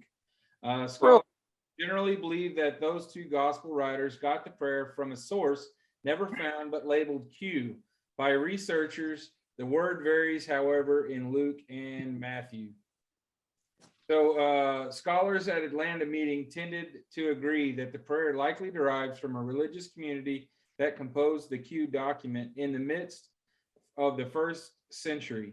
That would have been well after Jesus's crucifixion, about AD 30, before the writing after AD 70 of the Gospels. So they believe it would have been written after the Gospels. Yeah, in the Bible, it's written in red, highlighted as Jesus said it. huh? That'd be, I was kind of blown away by the fact that there's they right here in some versions of the Bible, it says down in the footnote that yeah. there's Q, and I started finding it everywhere. It's actually written in a lot of places. Well, in Q, like a question mark or It says it's You're gonna find all kinds of reasons to pick apart the Bible if you're looking for it. it says I mean, undetermined source. It's part of the Dead Sea Scrolls. That's what Cody was talking about. These things were hidden, and that we haven't known where they came from until 1945. I'm wondering so are they using? Are there scientists that are using it to confirm what it says in the Bible? Yes. Are there scientists who are using it to refute what's said in the Bible? Yes. So I mean, you really have to boil it down to where you're getting your sources for the information when it comes to critical assessment of the Bible, and you have to know where your faith lies. Well, Here's an article that says George Bush flew 20-some missions before 1944 in what looks like a Cadillac. I mean, a plane, but he was in the South Pacific, and he flew 22 bombing missions. Now, my grandfather was in that same war in North Africa, and he came home and preached for 40 years. And he knew about all these things. Are you telling me it was brand new? Or did my grandfather, was he reading the New Testament when he was in North Africa? Was George Bush reading it? Or is it not even discovered? The world. Yeah. The Dead Sea Scrolls getting discovered was hugely popular. but it didn't have anything to do with it. Wasn't. But had it really New been Testament. missing for 2,000 years? I mean, obviously, even 2,000 years ago, people were walking around with it like it was a newspaper, like it was the Daily News. Yeah, it was like the Yeah. It It was like Newsweek. The Dead Yeah, Sea same Scrolls thing. just confirmed stories that we already had that are already accepted, and then it also added ones that we were missing or that had been spoken of that people had known about or heard about. So what we're talking about here is that the Gospel of Thomas possibly is that source Q, because it is nothing but sayings of Jesus that were hidden for thousands of years. And now we have a good inkling that possibly the Gospel of Thomas is the Q source, and it is in fact Jesus saying it. It's just paraphrased in the Gospels. On pbs.org, there's an article, Q is a designation for a gospel that no longer exists, but many think must have existed at one time. In fact, even though no copy of the gospel has survived independently, some 19th century scholars found fragments of such an early Christian composition embedded in the Gospels of Matthew and Luke. So Q is just a designation. It's just, we think this information existed all of this Oh, information so tells us basically, we didn't have an just to- author. so we just name it Basically, Q. we had the literature and we had the hearsay. We didn't have the actual document. Yeah. Now they have actual fragments of the document, but Well, they this don't know actual it's the same story, document, but they're assuming. or yeah, well, I mean, a copy of it, Yeah. a copy of it on the same document. I mean, I guess there could have been. Anyway, all right, boys. I want to read just a couple of excerpts from it real quick. A couple more. Jesus said, "Blessed is the lion which becomes man when consumed by man, and cursed is the man whom the lion consumes, and the lion becomes man." Me and David read that over that a few times, and I challenge you to figure out what that means. Hey, you and I had a discussion about this last week, and it's over my head. I thought I can't had pick it, apart. but the more I thought about it, the more I started to lose it. Okay, so Repeat it one more time. blessed is the lion which becomes man when consumed by man, and cursed is the man whom the lion consumes, and the lion becomes man. Yeah, that's that thing, Kit, where it was me looking at me in the picture. Only it was a tiger. Could have been a lion, I guess. I don't know. I think it really requires a lot of knowledge about other cultures and religions during times related to the Bible or the Gospel of Thomas, because you see these animals and you see these human like people are the hybrids of them, in these stories and in their the things that are related to certain deities, and and then you look at how the societies influenced each other, especially when you're talking about like the Christian church that was being built, by Paul, Peter, and what was happening with Greek mythology in places like Crete, and other parts of that region. So I think there's a lot more to it. We're not able to see everything in the Bible. We have to go outside of it to really get a full picture of that main. Yeah, you can't really get. It's kind of like being in a good novel. You know what I mean? Once you put the book down and you walk away and you go get some milk and cookies, it's just like you just walked in another world. If it's a good book. Jesus wants to know what he means, and right before this, the apostles are asking him, "Do we fast? What should we eat?" And he said, "This is what he says to him." He said, and what I understand him to mean is, "I am the Messiah here, and that if I was to make rules like you understand them, then would I really be the Messiah?" Like Exactly. it's above what you eat, and it's above ritual practices, and it's above ceremonies. You're totally missing the point if you're bogged down in human ritual. Yes. Okay. I just figured out what Q stands for. I want to say one thing. When I seen this tiger, this thing in my dream or whatever, that this thing was as big as the Sphinx. And when I was in its presence, I had this overwhelming calming and peace. Like it was high noon and it was the perfect weather, no wind, and or just a light breeze with birds were singing, all this crap. I mean, not crap, but I mean, well, it was to me. I don't know, but I just had this overwhelming. Was this a dream? Yes. You met Aslan? Who's Meslan? Aslan. Who's Aslan? Was he a Sphinx or Lion, Witch, and Wardrobe? Yeah. Yes. Hey, kid. I figured out what Q stands for. What is it? Quella. Quelle. Yeah. The German word for source. German word. So it was a German source document, and they didn't know what it was. Well, I could highly see why the Jews don't condone any of that if it's come from a German word. Okay, so I want to go to the verse 12 here real quick. This is what I would like us to study next week. It says, the disciples said to Jesus, we know that you will depart from us. Who is to be our leader? Jesus said to them, wherever you are to go to James the righteous, for whose sake heaven and earth came into being.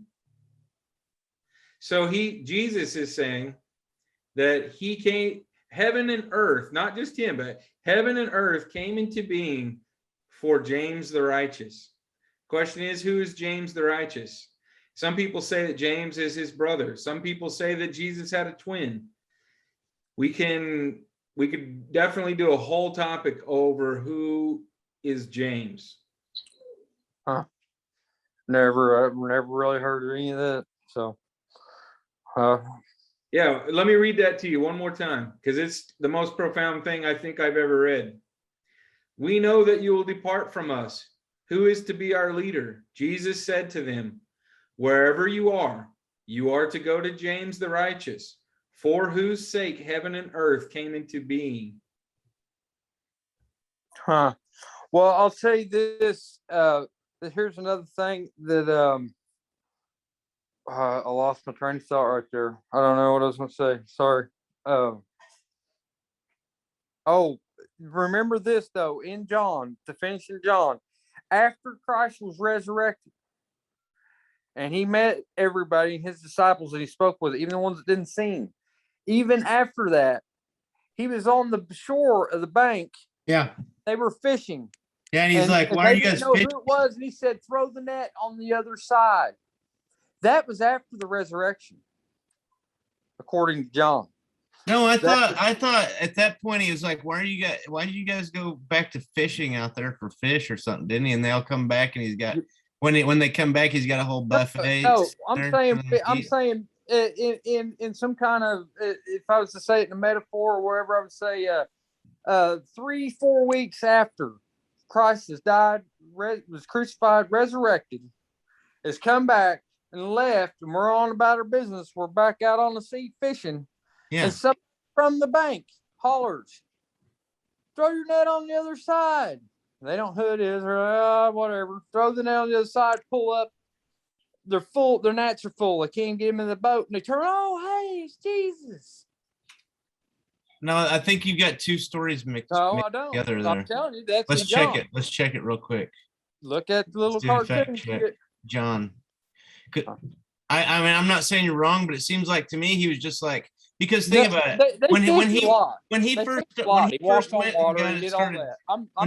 went and started getting his disciples, he was like, they're fishing, right? And he's like, come with me, I'm gonna teach you how to be fishers of men, right? And then when they think he's gone, they go back to their trade of fishing. And then he's standing on the shore. He's like, what are you guys doing? Why are you out there fishing? And they come back and he's got like a whole smorgasbord for them. That's a different story. I'm telling you, it comes full circle. In the end of John, after the resurrection, they're back out there on the boat. Yeah. And they don't recognize that it's Jesus standing on the bank. Right. And so how he proves it to them, he goes, throw your net on the other side.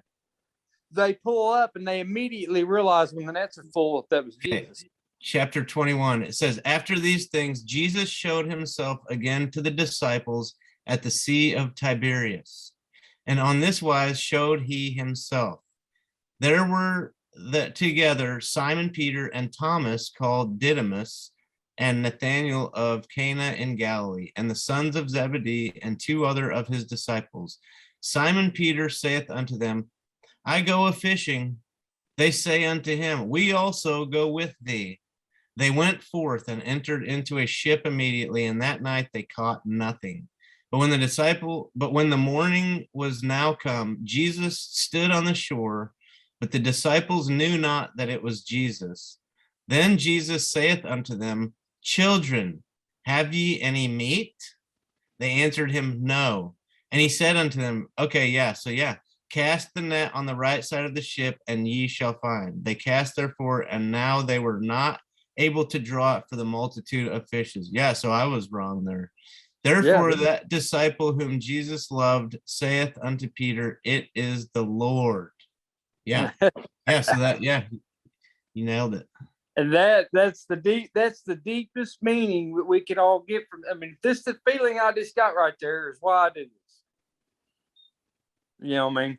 That and I had having you read that to me, David. I mean, I read it and I thought, man, everybody needs to know it, but if nobody gets it. So it says, as soon as they were come to land, they saw a fire of coals there and fish laid there. So there was already Jesus. That's what I was talking about. They saw fire of coals there and fish laid thereon and bread. Jesus saith unto them, bring of the fish which ye have now caught. Simon Peter went up and drew the net to land full of great fishes, and 153. And if you think about this, and I've been thinking about this later, you know, there was from the time Jesus was 12 until he was 33, there was nothing written about Christ. I mean, except, you know, some say he was in China, some say he was in Asia, all over the world. But since he resurrected, it's like there was this one thing where he ascended into heaven and he made this place for us and all this. But he does make these appearances coming back. Now, it is highly possible since all them people died. And Mom had this thing that came over the internet while we were in the phone, or while she's on her phone at church this day, because she has COVID. She had to sit back in the back, or she thinks she does. I don't know. Anyway, how did the 12 disciples die? But my whole point with that was that Christ, even though he appeared to them back there fishing and came back to them, and since they're all dead, Christ could still be resurrected, walking among us everywhere. He might have been in Russia last week. He might have been on the islands in the South Pacific in 1944. He might, and that's a hard thing. That's a hard thing to accept, like to go there, right? To be the person that might support a theory like that. Well, yeah. Well, right? it is very. When you read it to me just now, and I said that. And I have not known that in my entire life. And I studied the life of Christ at Bacon. And I studied it immensely, every word, for almost 4 weeks during the Christmas break. And I never got that till just today. So, you know, that part, you know, we're Christ revealing himself to you each day and in different moments and in his own time is dead on for me. Powerful stuff. Anyway, I want to give one last quote from the Gospel of Thomas that will round out our discussion of the Matrix. Chapter 50 or verse 15 says, Jesus said, when you see one who is not born of the Matrix, prostrate yourself on your faces and worship him. That one is your Father. Wow. That is deep. And I want to point out that Thomas was supposedly in that boat with whoever David said. You know. So not born of a mother?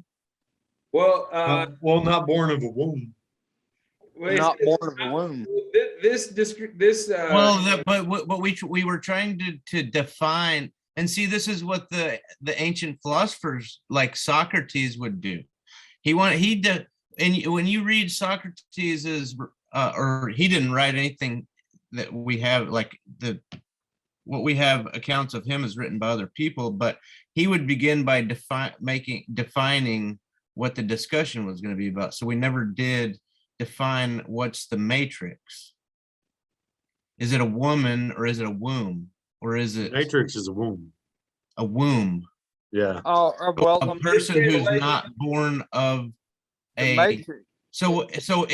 So you're telling me that if communist China is able to create a human being that's not born of a woman's womb, that we are to bow down and worship it? I thought about that too, and I think that would fall in the line of he would still have to be developed in an artificial womb. So that's where I'm So not. there's a That's loophole. where I'm not agreeing necessarily that the womb that's Well, what the matrix means. I don't know. I mean, Oh, I don't know the what- matrix what- is like I'm is a very positive. translation of the Hebrew word rahim. So what you're the womb is, or the I'm very- matrix. Very, I thought the Matrix. matrix was what's came the- from the word mater. What if the second coming of Jesus Christ comes through the form of AI? no. I mean, It's a yeah. I different. mean, It's a different definition of the matrix. so that's the thing about creation and understanding that you're not a creator. Okay, Oh, because wait. because you Well, we are made a definitely- website that's called Unlocking the Truth, and you put a bunch of pictures on there and words that you found. That doesn't make you a creator, because just because we have a robot that's able to compute and calculate doesn't mean that man created it necessarily, right? We speak word, and God is the living word, and it wasn't living until he spoke it. So yes, when you speak words, back to our original, we come full circle. You speak it into existence. Yes, you are a creator. Monkeys can't do it. Dogs can't do it. That's the question. No, did you speak it into existence? Maybe. No. Cody Coffin didn't speak anything into existence. God might have, but Cody Coffin, like, your reality is different than mine. Yes, but Maybe. I spoke it because of the living word. If it was, I wouldn't be talking about any of this if I hadn't been told it. And that's what I'm trying to tell you about all these Jews. They've never read the New Testament. The entire the whole lineage, the Jews have not read the New Testament for 2,000 years. It's because it's not part of their religion. But it's going They to have be. no reason to read it. It's no, they do have a reason to read it. You understand? Christ died for everybody. Have you read the Quran? Everyone's sins. They don't believe they're sinners. They don't believe in sin. Now they do, or started when they read it. You can't help but realize you're sinning. Read it, when you're Catholic, you go to the Pope and confess your sins, but it's sin. Jews don't know it to be sin, but they are going to. They're fixing to. They can't read it not to do it. Every Jew that sits down and reads it, you know what they're saying? He told us. He told us over and over. I can't believe we don't believe it.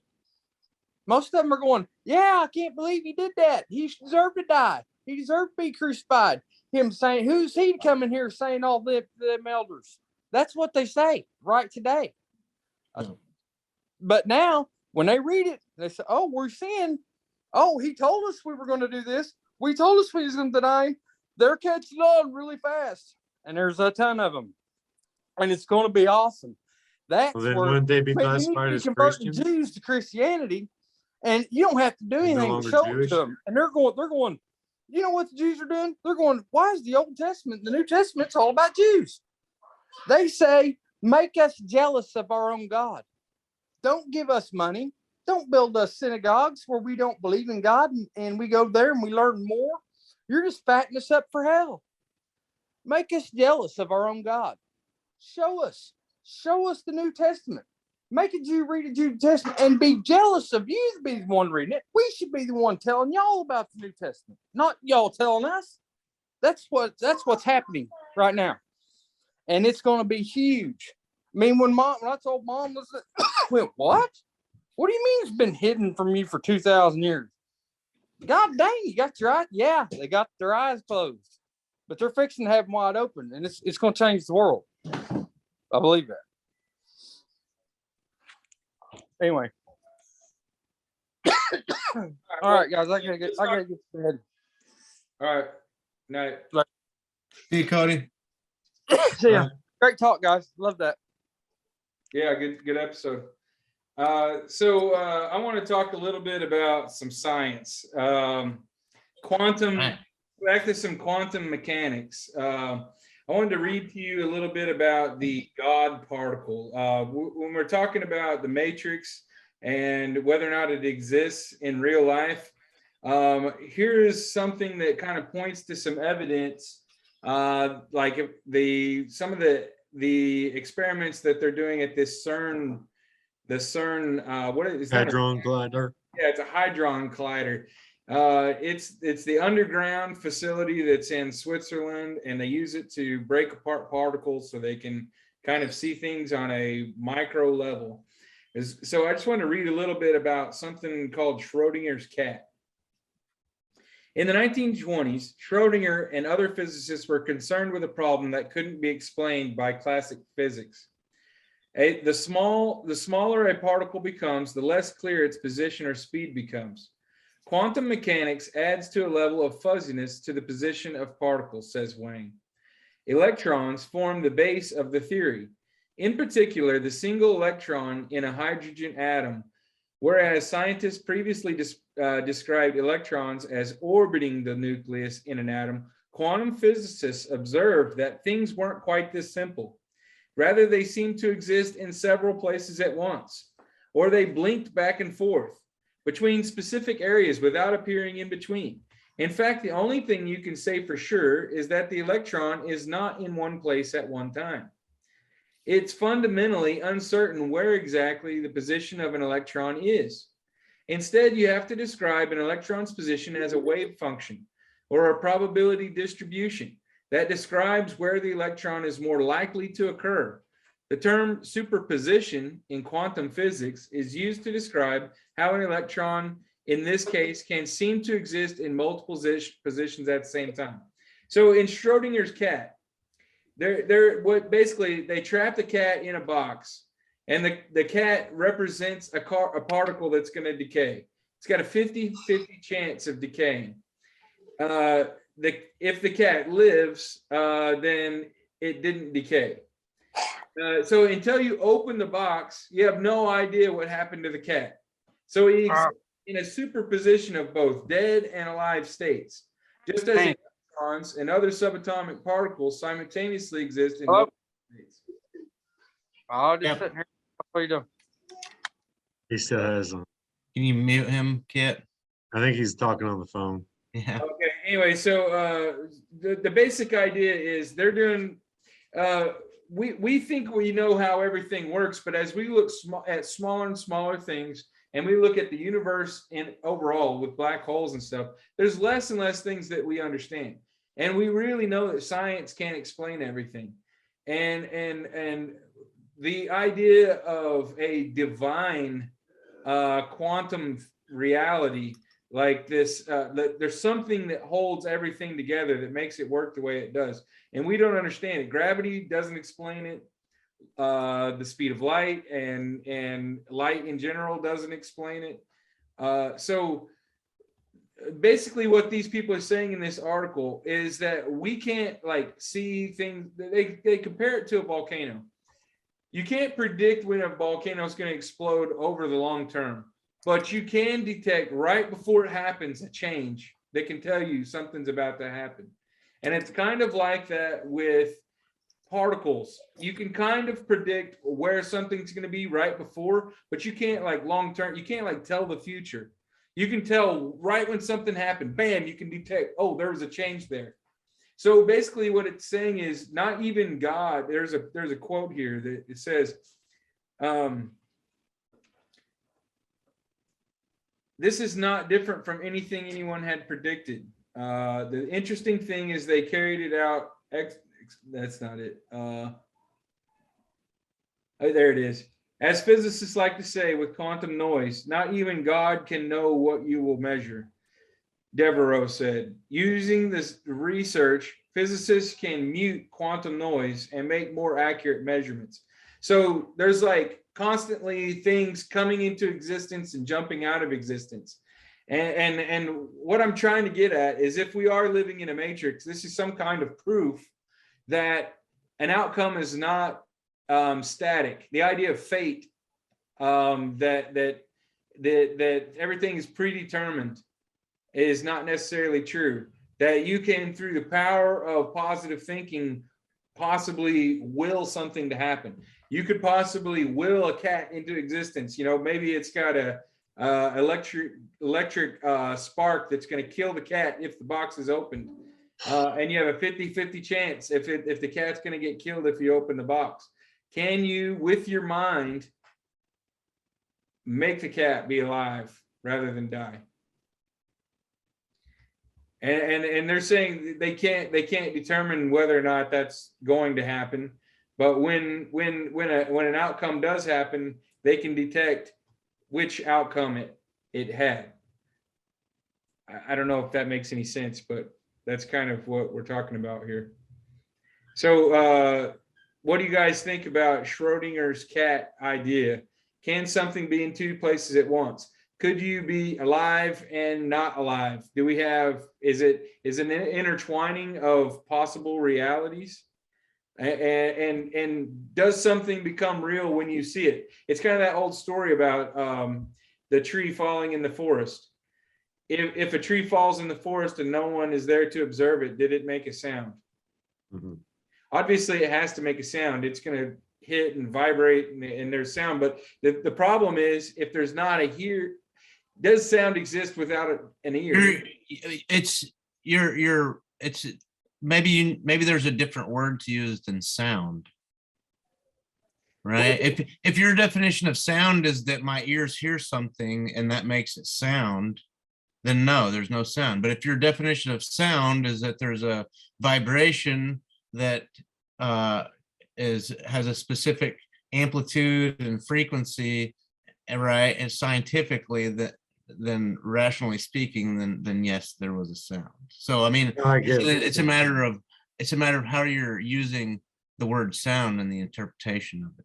it's kind of like if a deaf person can't, a person who's deaf, they can't hear sound waves, but they can feel sound vibrations. Yeah.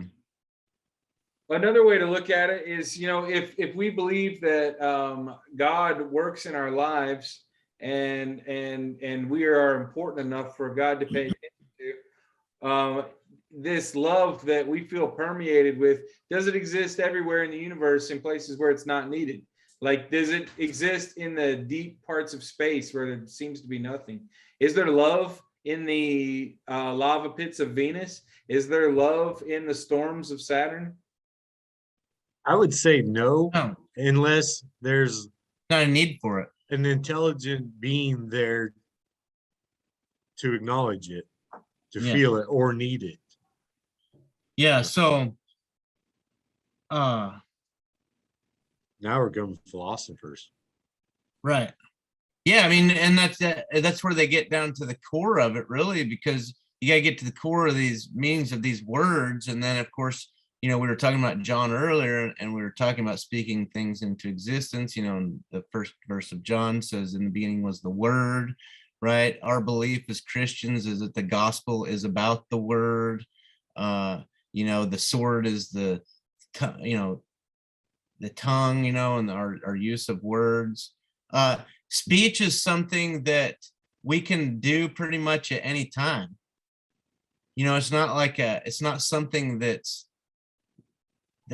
takes like extra energy to do or anything. You know what I mean? Like, you could say something at any time, and anytime you're speaking, it's always situational dependent, right? So is there ever any perfect word or a series of words or vocabulary to give a full and total truthful expression of what you want to communicate to other people?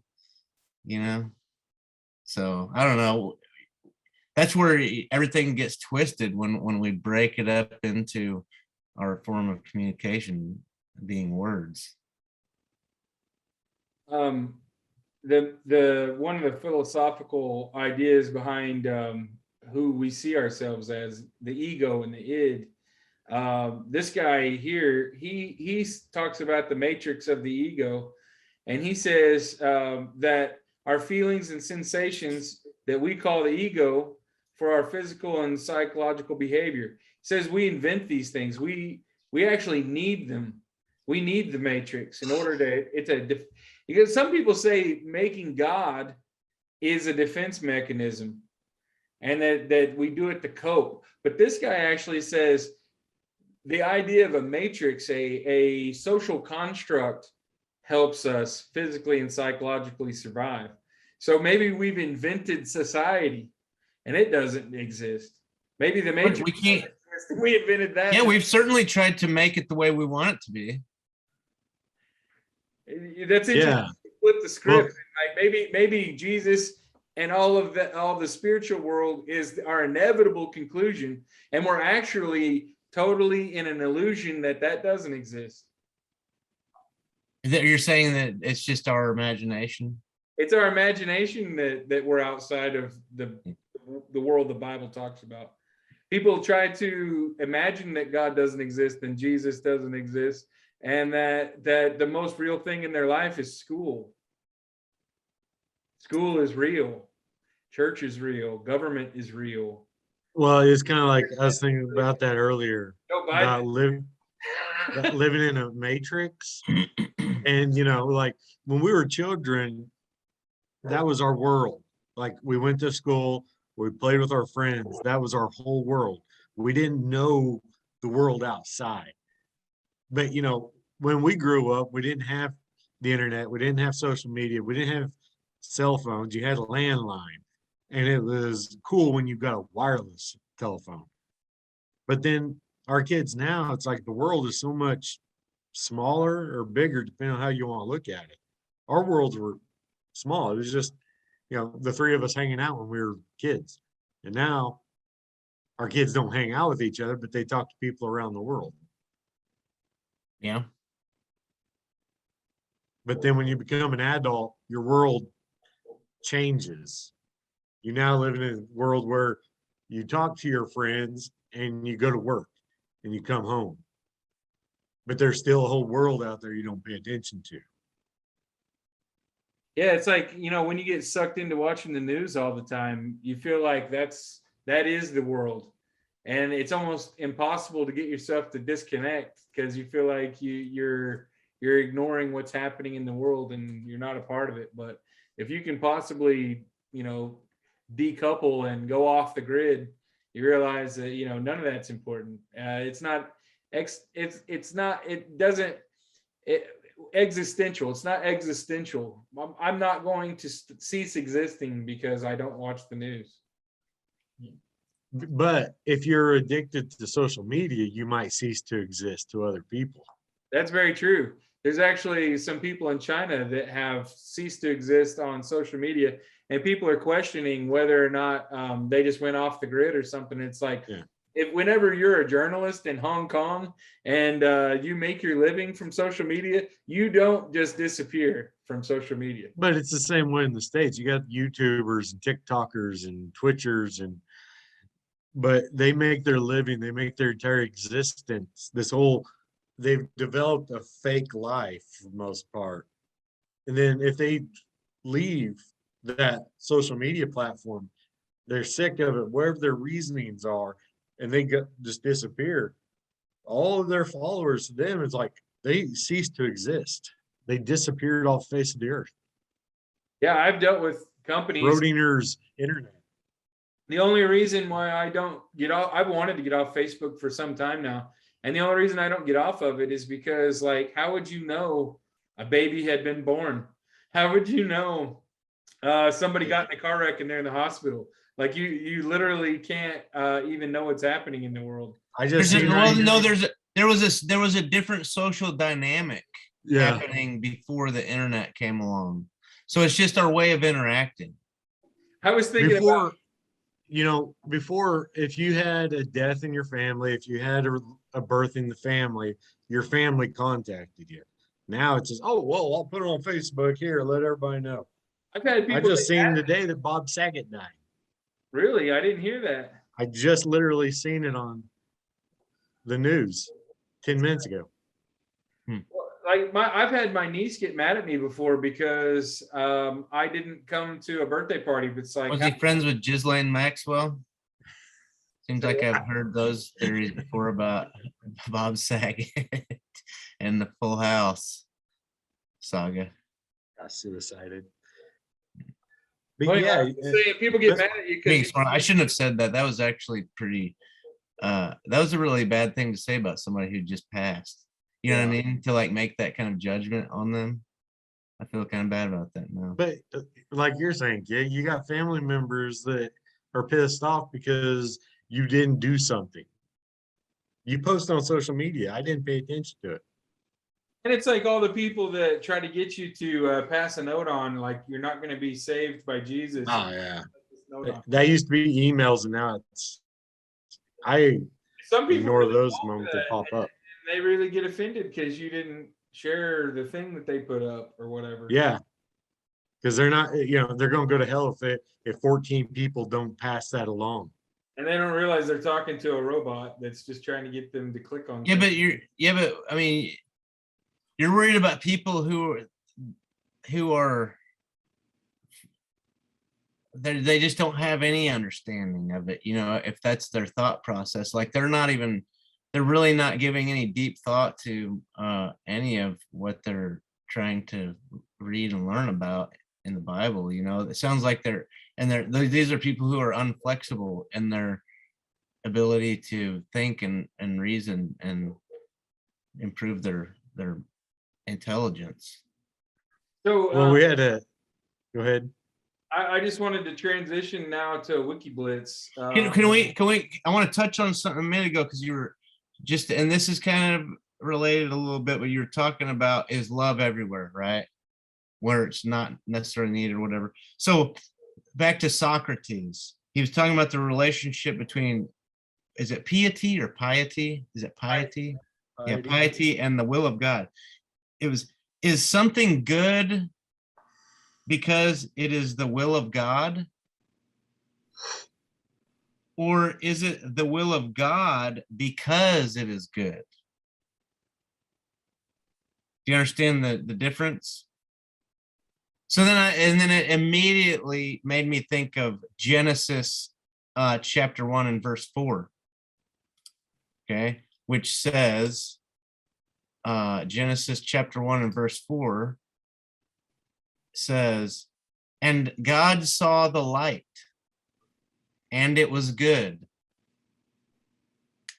Right? Is that kind of touching on what Socrates was questioning here? Was the light good? He made the before God light. saw it? It wasn't necessarily good until he saw it. Right? Isn't that kind of what it's saying? Decided that light was a Was the light in limbo of being good or bad Yeah, until God made is the light decision? inherently, was the light good because God made it good, or was it just it became God's will for it to be good because it was already good? Is it good for a child to be enslaved by his 7 brothers? Sold into slavery? Or was the 7 brothers good for selling him into slavery? Right. Were the 7 brothers of Joseph Performing the will of God? Yeah, they did perform the will for the sake of goodness. Yes. They're being evil. Was it good of the Pharaoh to kill all those 2-year-olds so that Moses would be put down the river? We're led to believe it was, right? Yeah.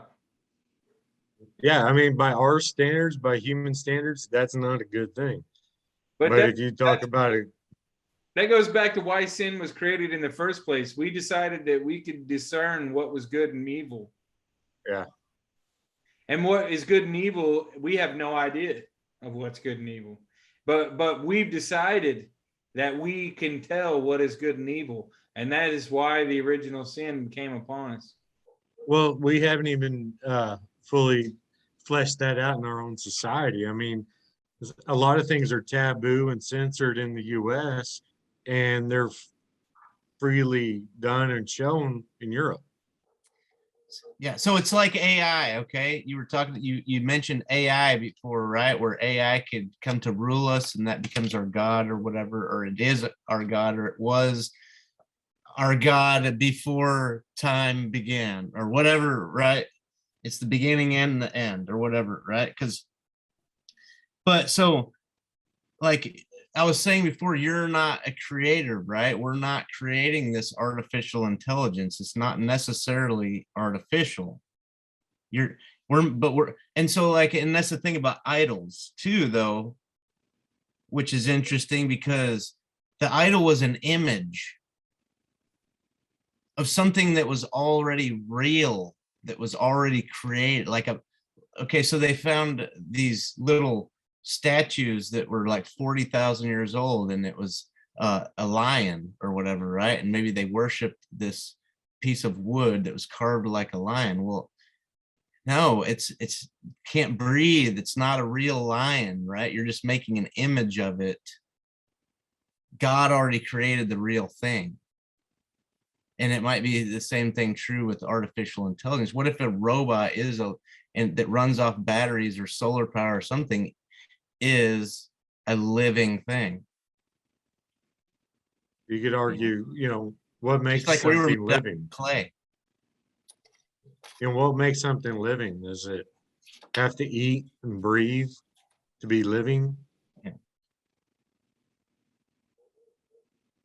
There was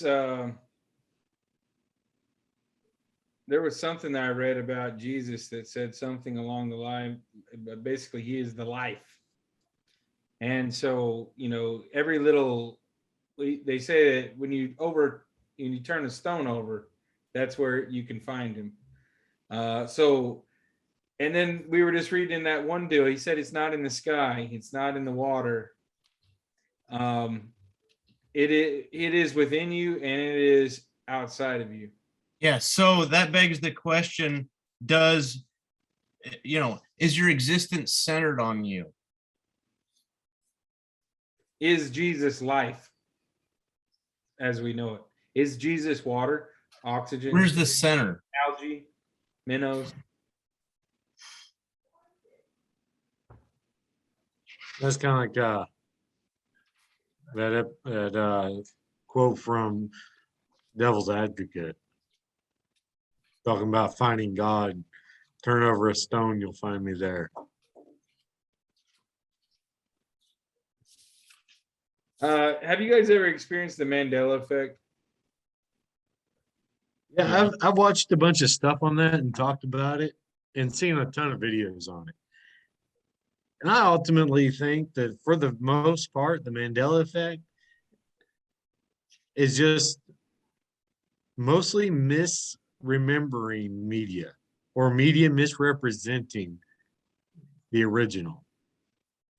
Well, it's kind of like if you read a news article and you swore that news article was true, then you would not have any clue what happened in reality, because the news rarely gets anything right. I know for personal experience that whenever I do an event and I read about that event in the paper, it's hardly ever right. Like, there's always something wrong with it. The person who's closest to it knows that article was totally full of crap. I appreciate being in the paper and all, but you got all the facts wrong. There was one recently with the Tulsa News. I think it was Fox News, came and covered the esports state title game. And they, right in the headline, it said that the OSSA puts on their state title. And we are totally not a part of OSSAA at all. And that organization has completely taken advantage of us and is actually like our worst enemy. And they just like totally made that headline up.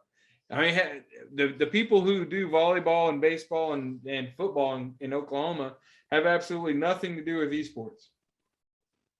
But we actually are rivals with them because the guy wants to charge every kid $63 to play a game, and we're already doing it for free. So they did like a hostile takeover. And right now, the director of Oklahoma is now out of Arkansas.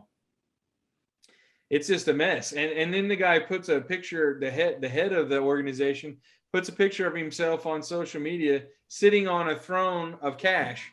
So, okay, so you're going to charge handicapped kids for the Special Olympics $63 a person, and then you're going to post a picture of you sitting on a pile of cash. That's really sensitive, brother. And then they want to say that we're associated with these people. It is highly angering. But yeah, what I'm saying is the news is fake. And if you swear by what you see in the news, you can be for sure that your future, you're going to have false memories in the future. Right. Here's one that I thought was kind of comical. This little meme says, "I'm from the universe where salt and pepper was a duo. This is a Mandela effect. How the hell did I get here? Who is DJ Spinderella? When did this happen?" I looked it up, and there's 3 members of Salt and Pepper. You guys remember there being 3 members of Salt and Pepper back in the day? I never listened to him, Well, I mean, everybody's seen the video. but I recognize the name Oh, Spinderella. baby, baby, ooh, baby, baby. I remember the group, but I wouldn't know him well enough to discern a Mandela effect. All right. Well, another example is Darth Vader. People always say he said, "Luke, I am your father." Yeah, Actually, he he says, says, no. I am your father."